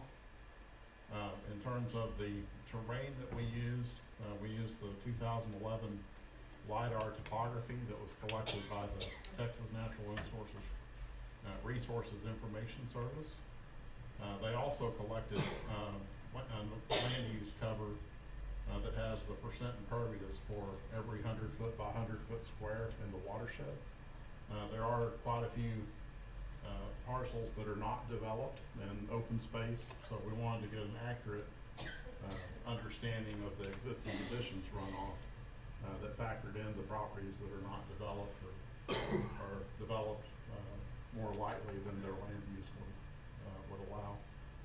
And we used the latest NOAA Atlas 14 rainfall, which was produced back in 2019. In the Waco area, that really didn't change a lot from the historic TP40 rainfall back in the 60s, but it did change just slightly. So we are using the latest design rainfall. The watershed includes a couple of detention ponds along Hunton Estates, and so we did model both of those ponds in our hydrology model so that we could include the benefits that result from those two ponds. We also verified that those two ponds are properly sized to contain the 100-year runoff without spilling over downstream. So in terms of developing the hydraulic model of the creek, our surveyors went out and surveyed the creek about every 500 feet, as well as the various culverts at Bunker and Old Robinson and Highway 77 as well. Of course, they obtained right of entry to do so. The LiDAR is really good in open areas, but creeks tend to have a lot of trees that obscure the LiDAR sometimes, so FEMA requires that you actually survey those creek cross sections. The model is done such that it can be submitted to FEMA in the future if the city decides to do so, or if there's a development that needs to use it for that purpose. But our study did not include submitting it to FEMA at this time. So this is the results of the hydraulic model going from Highway 77 there on the right on up through Beard and Bunker and up to Old Robinson, and then on up to Blue. And then the area upstream of Blue is not developed. That area upstream of Blue is kind of graded, so there's like a street. The street's kind of graded out, so that's why the flow kind of concentrates right about where the street would be. As you can see, there are a number of houses that are in the floodplain, especially along Carnes there. This information can be used by the city as best available floodplain data to regulate future development in this watershed. So even though it's not shown on a firm map under y'all's floodplain ordinance, the floodplain administrator can declare that as best available data and use this information for regulation. In terms of how deep it gets, the Old Robinson Road and Beard and Bunker, all three of them overtop. Old Robinson and Beard overtop at a 10-year event, which has got about a 10% chance of happening in any given year. Sorry to interrupt. I had a question. Yes, sir. The previous slide, that map, Okay. where's that map in our packet? Do you know? I It's just want to make sure I'm. They provided an updated presentation, so we can email this to you. It's on the Thank you. And we provided the draft report, and it's a 11 by 17 fold out in that report. Thank you. We'll also provide the shape files as well, so that in GIS that can be overlaid with other other data that the city has. Yeah, I think what's in your packet is kind of broken down by sections. The pages weren't enough to get the whole thing in the I got you. report that was put in. So these series of figure 5.2, 5.1, 5.2, 5, that's the broken down map. I got you. Thank you. Yep. Okay, Bunker Drive overtops a little more frequently, at a 2-year event, which has about a 50% chance of happening in any given year. And the current culverts under, Highway 77, don't overtop at the 100-year event.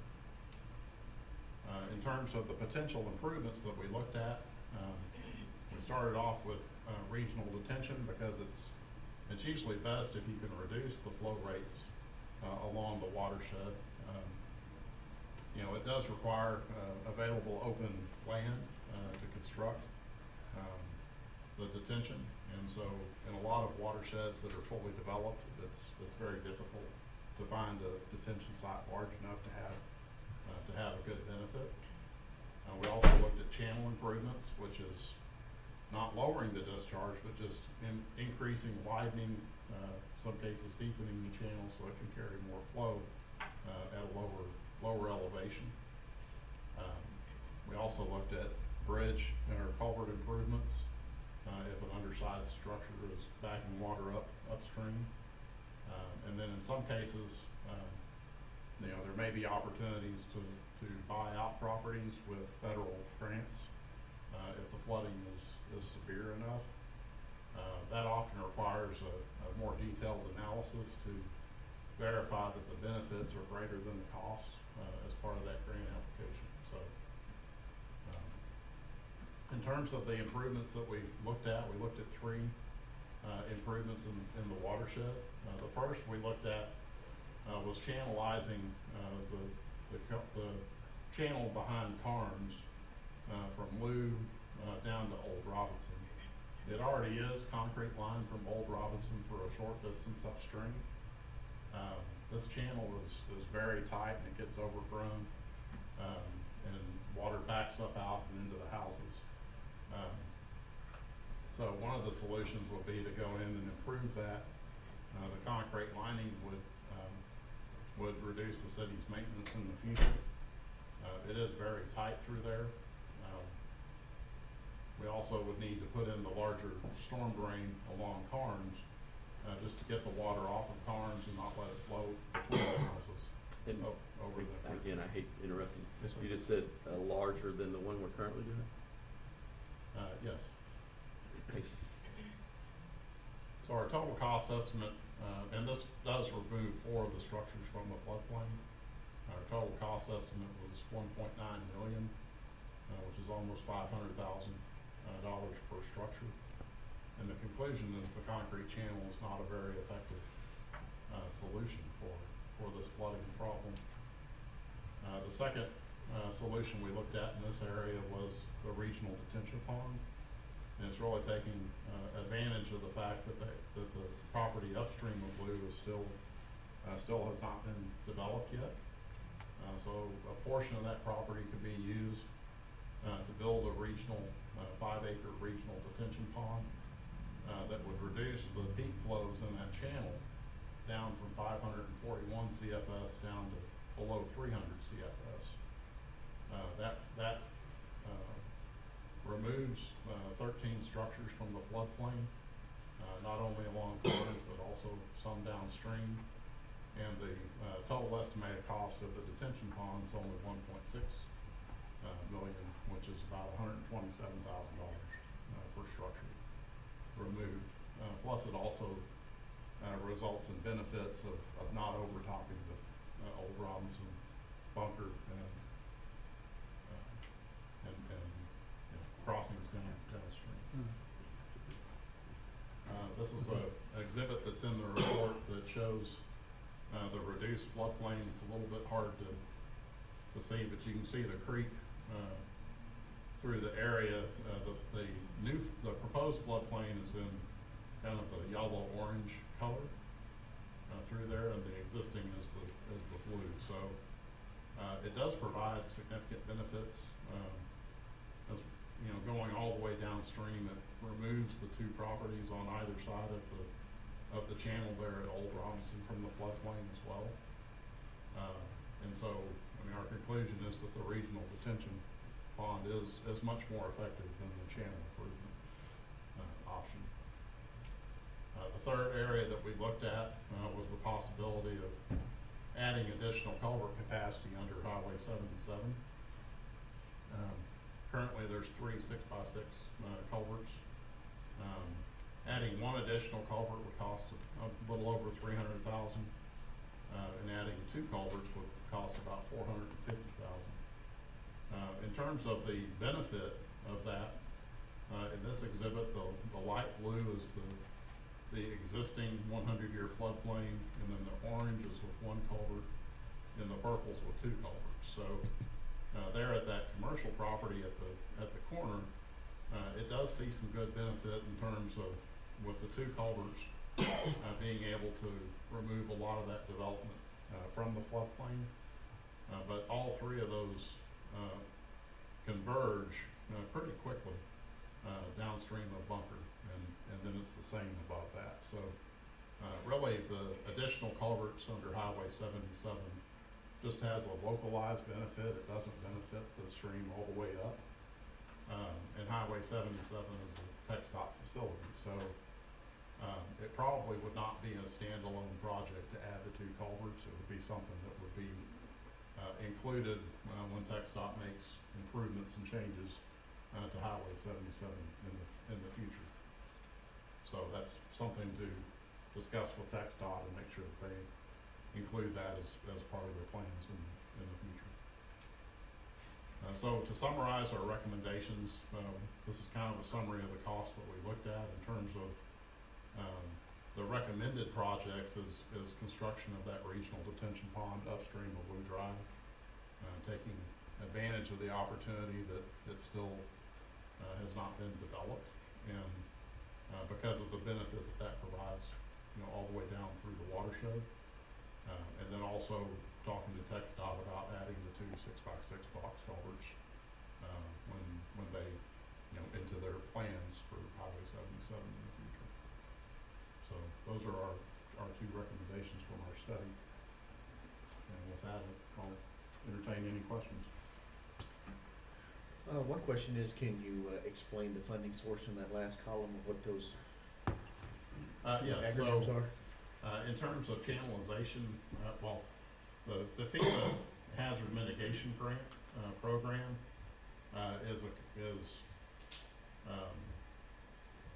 basically they set aside 7.5% of their disaster relief funding after each federally declared disaster. They set that aside in a pot of money, and the priority goes to the affected counties first. But sometimes the affected counties cannot spend all the money, so it gets opened up to the rest of the state. But it is kind of a competitive process to get that money. The hazard mitigation grant tends to be 75% federal and 25% local. So 4 times as much bang for your buck if you can qualify for that. In terms of the regional detention pond upstream of Blue Drive, that could also qualify under the hazard mitigation grant program. It may also be eligible under the Water Development Board's new flood infrastructure fund, which is part of the state flood plan. For that to qualify, the project would need to be included in the state flood plan that is currently being drafted. I think the draft of that is going to be finalized here in August, and then the legislature is going to vote to approve that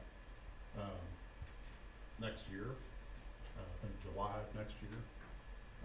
After which, basically, that's going to be used by the Water Development Board to determine which projects they fund under the Flood Infrastructure Fund, which is a 0% loan program with a certain percentage of grant, depending on a handful of criteria. Basically, the grant is principal forgiveness, so it is a pretty favorable program, a good way to finance significant regional flood mitigation, projects. So that's another possibility. And then one last funding source, recently the Clean Water State Revolving Fund, program, has started allowing construction of detention ponds as a separate grant, category. So that's another potential, funding source as well, for that. So we just listed all three of those. In terms of the box culverts, that would be TxDOT and working with a partnership, could be a betterment, under, to existing TxDOT projects, so. The estimated cost though on the detention pond doesn't include cost of land, correct? It does include an estimate of the cost of land. It does? Yes. Oh, great, okay. And that's, it's an estimate. I mean, we weren't able to negotiate or anything, so. So currently, this area is not considered a floodplain? No, it's currently not considered a floodplain. And it will not be considered a floodplain on FEMA's firm maps. But it can be considered a local floodplain because the flood hazard has been identified now. Okay, will that affect the residents of that area? Will that affect their homeowner's insurance as far as having to add, flood insurance? It would not affect their homeowner, well, they would be able to purchase flood insurance, at the most favorable rate because there would be no flood hazard identified on FEMA's firm map.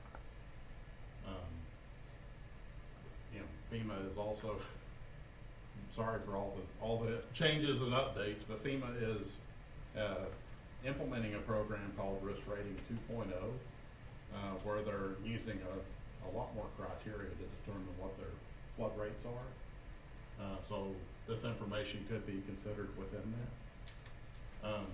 Oddly enough, the highest insurance is where the risk is completely unknown. So having an area that does have a known risk actually reduces the rates, because the insurers know, or have more certainty about not having a big payout, in those areas. So the short answer is no, it will not affect mandatory flood insurance purposes. But it is very useful information for the city to be able to manage development. And the models are digital and spatially referenced now, so they can be provided to a developer to say, here's existing conditions, model your development and show us how that changes, and it's much easier with the information digitally at the beginning. So.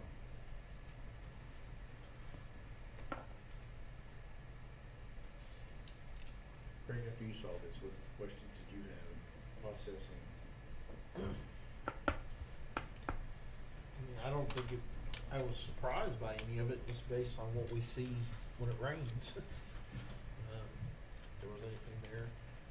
I think, if we have the opportunity to create the regional detention pond, I think that has the greatest impact.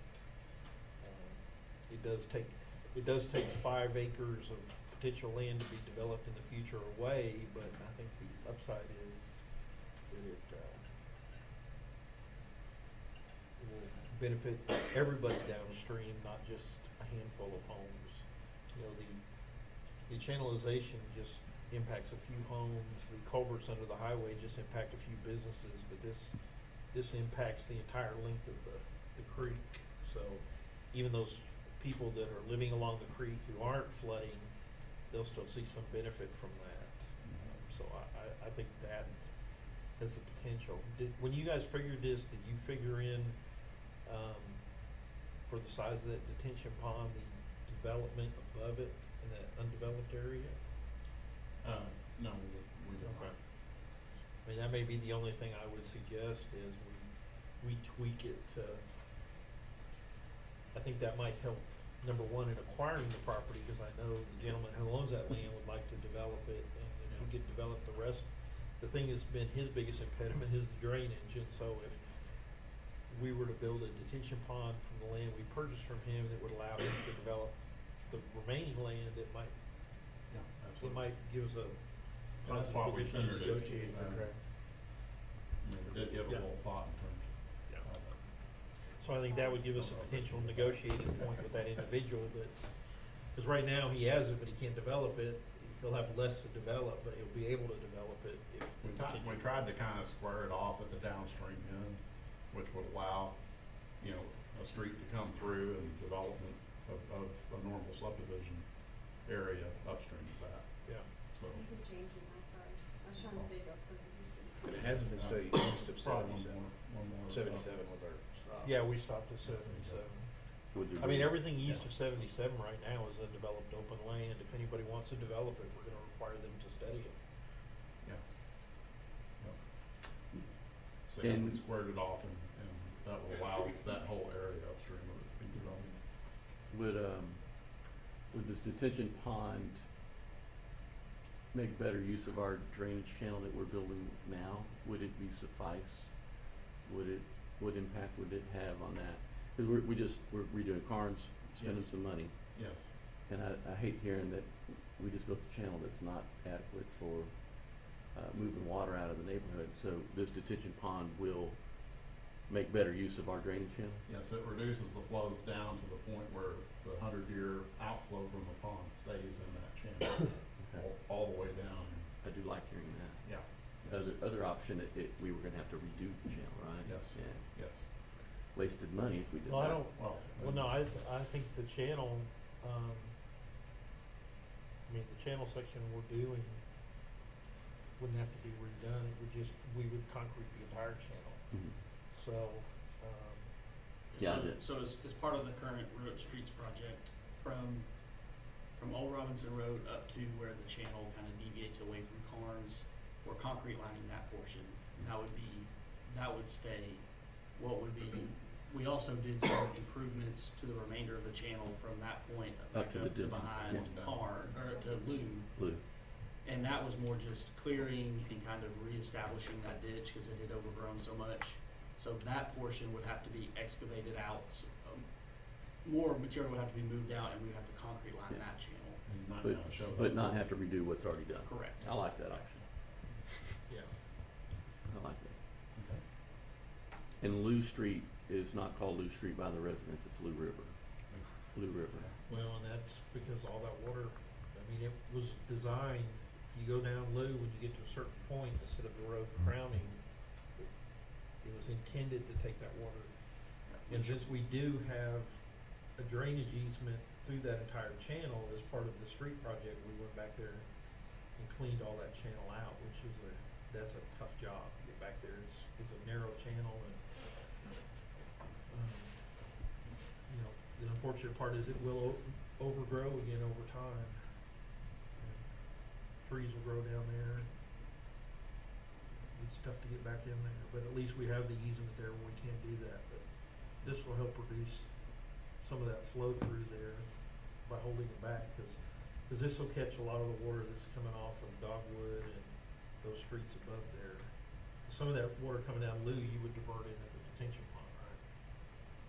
And then all the water coming off, and then all the water coming off from the west of there would also be. Up Lou for a block or two to catch things, put it into the pond quicker as well. So. Yeah, because There's an this is existing where the storm drain water's system it's there. all starting up above there and all flowing down those streets down to Lou and then Lou to the channel. And this will all have a positive impact on those citizens that came to a meeting, I don't know which meeting, they were talking about flooding. That was This last month. What's that? I think that was last month. Was that last I month? think this gentleman right here. I mean, this isn't gonna, so we still have some issues on Dogwood and stuff where there's a lot of flow and a real heavy event that flows down the street. This isn't gonna stop that. I mean, it will get above the curb, but it all flows down. It'll flow, a lot of it'll flow into this detention pond. Making drainage improvements up above here, you're talking about having to excavate roadways and put underground drainage, and it might be cheaper to buy the whole neighborhood than to go that direction. So, you know, that's the problem with existing neighborhoods. It's really hard to go in there and they weren't designed to handle a 100-year storm. Yep. And so anything, neighborhoods of this here, what do you think, maybe a 10-year storm? Yeah, Maybe, five, 5-year yeah, 5 or storm? 10. That, I mean, that was the standard they built to back then. Well, we get 5-year storms a couple times a year sometimes. Yes. So once you get above that kind of intensity, those storm systems can't handle it, and it gets over the curbs, but yeah, to go back and fix it, that's pretty hard. Yep. But I think this would have the most benefit for a reasonable amount of investment. Like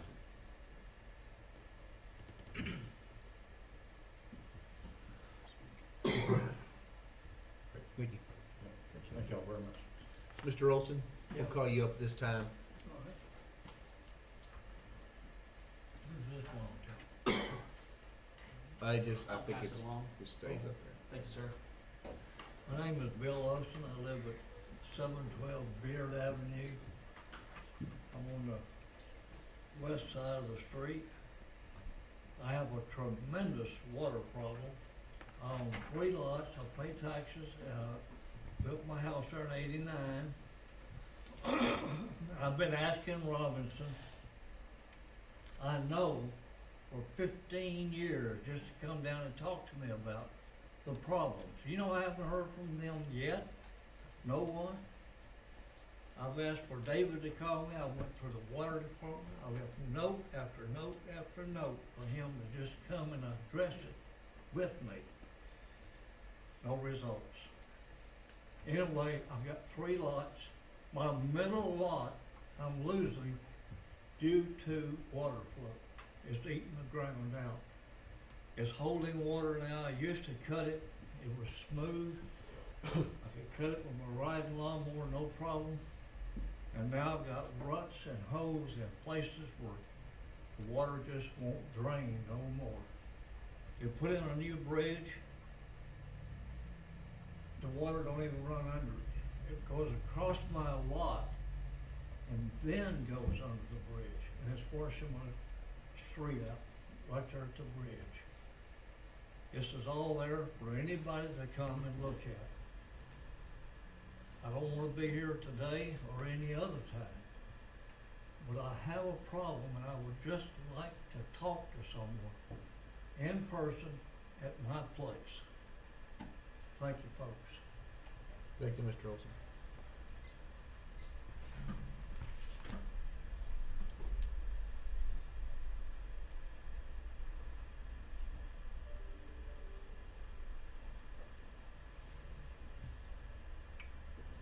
Mr. Master, do you have anything for the engineers or Mr. Levin or questions No. on this presentation? Nothing, thank you. No? Mr. Baker? Nothing. Mr. Holland? Mr. Rogers? I have nothing. Greg, what's our thoughts on steps, time frame? Well, that's one I need to talk to the engineers about, because I guess my concern is if we do the flood infrastructure, we tried that with some property purchases and that turned out to be a big nightmare. So, I don't feel real warm and fuzzy about that program, and especially if we have to wait through a legislative session and everything else to even know what kind of funding is available. So, probably wanna maybe look at the other funding sources and what kind of percentage. I mean, we do still have that money we received, the federal money. I know we're gonna target some of that for some drainage issues over in Robinson Industrial Park, but it may be something that we could at least get started trying to acquire the property using some of that funding, and in the meantime work on some of those other grants. So I think it's something we need to sit down and brainstorm a little bit about the best approach there. But I would, if it's something council is considering doing, I think the first thing we need to do is try to secure that property while we can. If the property's just going up, and the sooner we can do it, the better. Without the property, we can't do anything, so I think that'd be the first step. But we'll meet and we'll talk about that. And we're gonna talk about Mr. Olson's issue too, so I haven't forgot you, Mr. Olson. I got COVID after the last meeting, so I'm a little behind, but I haven't Me forgot too. you. I Did you did. get it too? Yeah. Yep. Could I ask you Glad I about that wasn't creek? there. I mean, can that be cleaned out? Yeah, that's one of the things we talked about is we don't have an easement where your part of the creek is. Mr. Olson did indicate he would give us an easement. So I have asked the engineers to give me a proposal because we have to survey it and do all that, draw up the documents. So we are working on that, but once we do that, we can get in there and clean up that creek. Well, now, Craig, I know I'm out of line maybe, but when they built that ramp, it acts as a dam. Yeah, I know, we're gonna take a look at that ramp. It needs to be taken out. Yeah, And I need access to my place. yeah. Yeah, we need to figure all that out, so, but You I won't haven't ever see a I haven't house. forgot you. I'm a little behind with the COVID, kinda set me back a few weeks, but, If we can't go over there, Mother Grace, we'll be able to see our house. yeah. Yeah, I know, it's, and we've talked about that too. We've gotta figure out, I mean, that seemed like the option at the time, but it's not working the way we thought it would, so. But yeah, we definitely are aware of your situation, and we're talking about it, so. I'm hoping to get with you pretty quick here so we can get permission to get the engineers over there to do the surveying, so we can get the ball rolling on that. Appreciate anything y'all can do. You just be a little patient, take a little time, but we're working on it. And we've still gotta get the street construction people over there to finish some work around Well, that it's terrible. culverts. It's gotten worse. Yeah, I'm Whenever sure it we're rains, going it gets worse. pass that on to HCS. I'll do it. Okay. So you don't need anything else on this item then? Okay. Council good? Is it all we got for engineering? I don't know, they may wanna stick around for the change order, or Jacob may wanna stick around for the change order. Gotcha, okay. Item 11 is consider and possible action on the application of Rogelio Jasso That's on item- behalf, excuse me, It's item 12. item 12? I think so. Item 12 for me. I got 12. Yeah, it's 12. You said You said 11. Item 12. Okay. The new 12. On behalf of Versatile Capital Management for final plat approval of the Surrey Village Addition Phase 5 being 3.902 acres in the CO Campus Survey, Abstract 32 with the approximate address of 504 Pasofino Street. Who's got this, Craig? You have it? Yep. So this is a final plat. Can you scroll to the map location?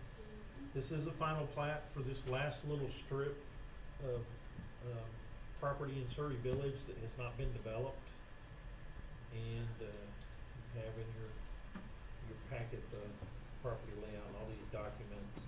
So there were originally 5 phases. This is the 5th and final phase.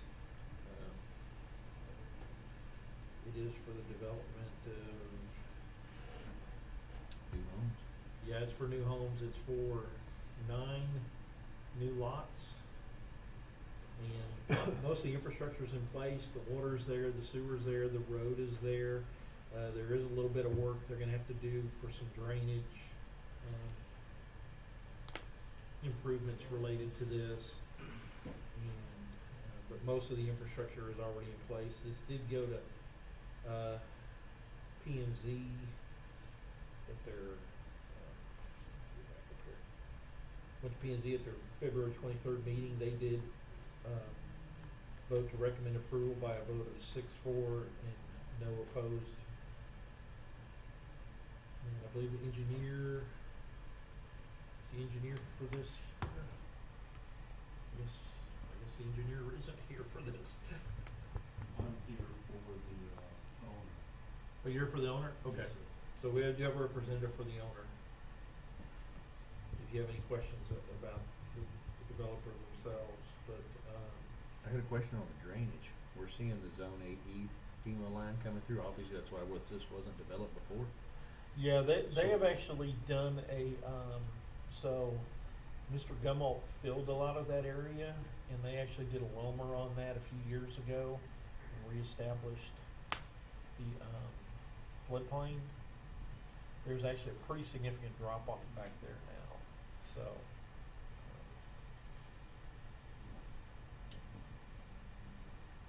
Who's the landowner behind it? The landowner behind it is the folks, Robinson Valley? yeah, that's the, folks that are doing the Robinson Industrial Park. They So- have plans submitted on that property now or construction underway? No, we just have preliminary plat on that. So, I guess what I'm getting at is if there's been fill, we move that line over and I guess that's been studied or something's being done with the drainage on the new property now? Cause I don't see a drainage easement on these lots, other than getting off of them to the rear. Yeah, I mean, that all should be with that, so the engineer on phase 4 did the lower that changed all this. So you can kinda see where the drop off is, so it does drop off towards the back of the lots. And this is actually, drainage improvement from the streets. This is in the actual construction plans. So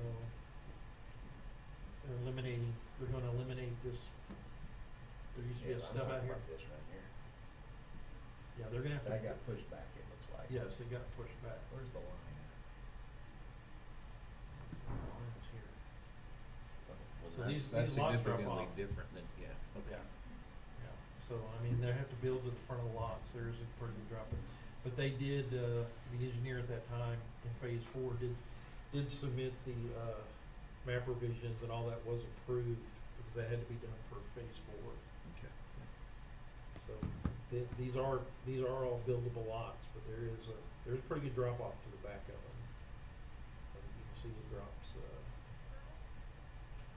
Is this drainage gonna affect the industrial park drainage? No, this all goes into, Chambers Creek. This all flows into Chambers Creek. And most of the work they're gonna have to do is actually to take the drainage from the street.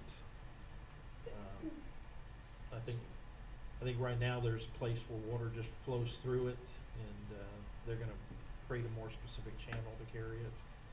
Mr. Baker, I think most of the park is uphill and upstream. Yeah. If anything, the industrial park dumps into this. Thank you. Yeah, there's actually detention ponds in the industrial park that flow into the Sink Creek from the other side. Okay. So, it's creeks, channel's fairly deep back there. It's a pretty good sized creek, so. And we have the separate drainage study, preliminary drainage is done with the preliminary plat on the industrial park. They haven't submitted a final plat yet, but. And that'll actually come to you, the preliminary plat for that side of the road will come to you next meeting. But, this one here, everything, engineers did review all of this, and there were a few, comments that were required to be addressed. And, after the P and Z meeting, those have all been addressed, so it's ready for approval.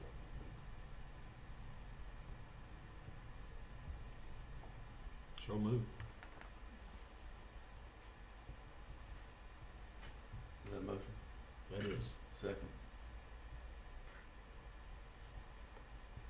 Alright, motion is to approve the application of Versatile Capital Management for final plat approval for Surrey Village Edition Phase 5. Any further discussion? All in favor? Aye. Opposed? Motion carries. Item 13, consider possible action approving an amended development agreement with the Waco Industrial Foundation to include the foundation funding the cost of concrete lining the drainage channels associated with the roadway construction at a cost of $567,645. So as council's aware, we are constructing a roadway on the Waco Industrial Foundation property to try to serve as a catalyst for development in that area. And the city, the Industrial Foundation, the county have all partnered for the cost of that. Our engineers did design it. We did go out for bid. They gave us a preliminary layout on how they wanted the property laid out, so we put in some drainage channels and things to do that. Then the potential buyer of the land came back and said, no, your channel's in the way, it's in the wrong spot, it's where we wanna build a building, even though the plans they sent us initially didn't have that. So we went back and looked at what it would take to redesign it, and actually it turned out good because we were able to use the existing drainage there more, and put the channel there. But through that process of redesigning it, the Industrial Foundation decided that instead of earthen channels, they wanted concrete line channels. And, we advised them we didn't have the funding for concrete line channels, so they went to their board, and their board has agreed to fund that. So that in addition to the $1 million for the road construction, they're gonna fund the concrete channel, the cost of lining the concrete channels, and the total cost for that is $567,645. So that does increase the agreement from $1 million to $1,567,640. Everything else stays the same. The payment terms are, they'll pay 50% when the project hits 50% completion, which, talking with Kyle Dunlop with our engineers, that could be as soon as the end of this month. And they'll pay the other 50% at the end of construction, which could be as soon as the end of May or mid-June. So, Motion to approve. Second.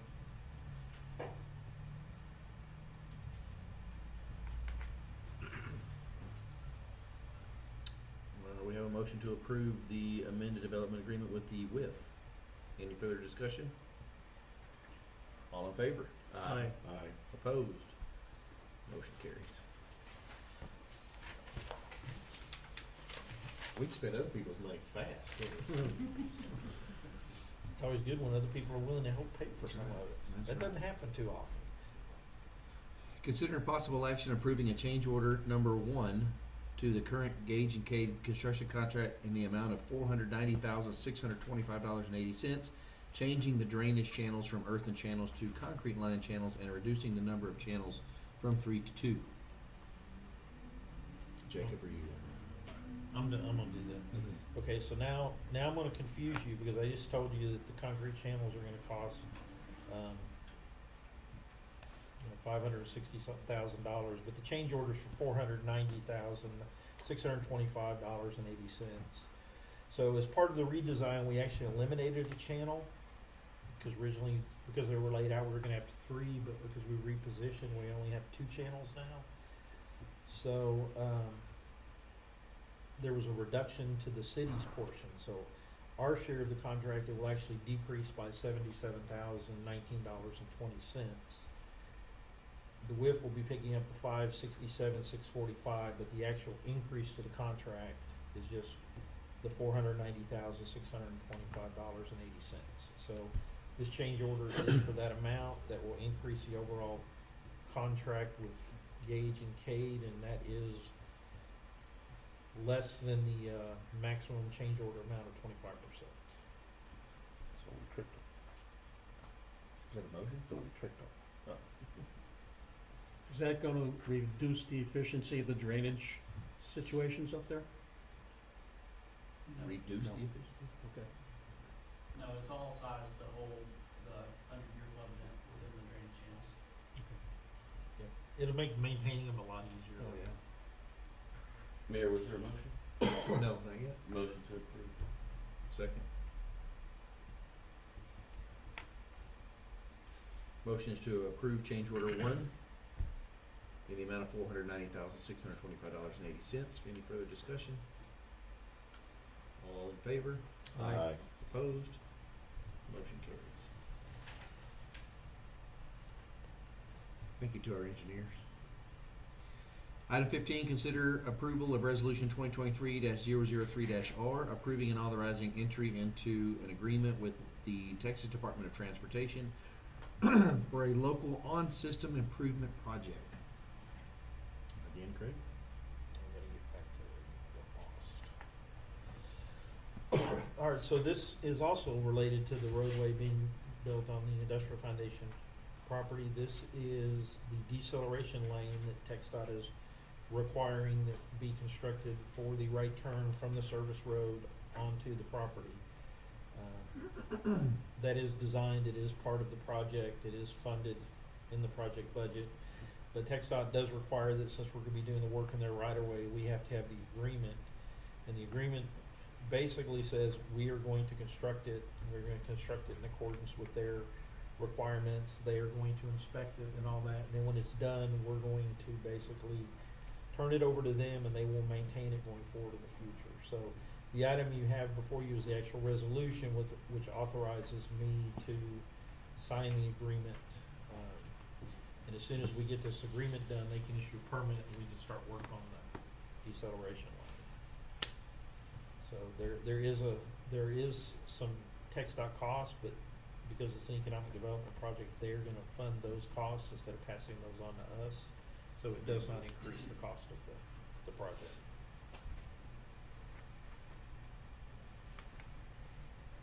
Questions? Actions? Motion to approve. Second. Mr. Baker. That was gonna be in the papers.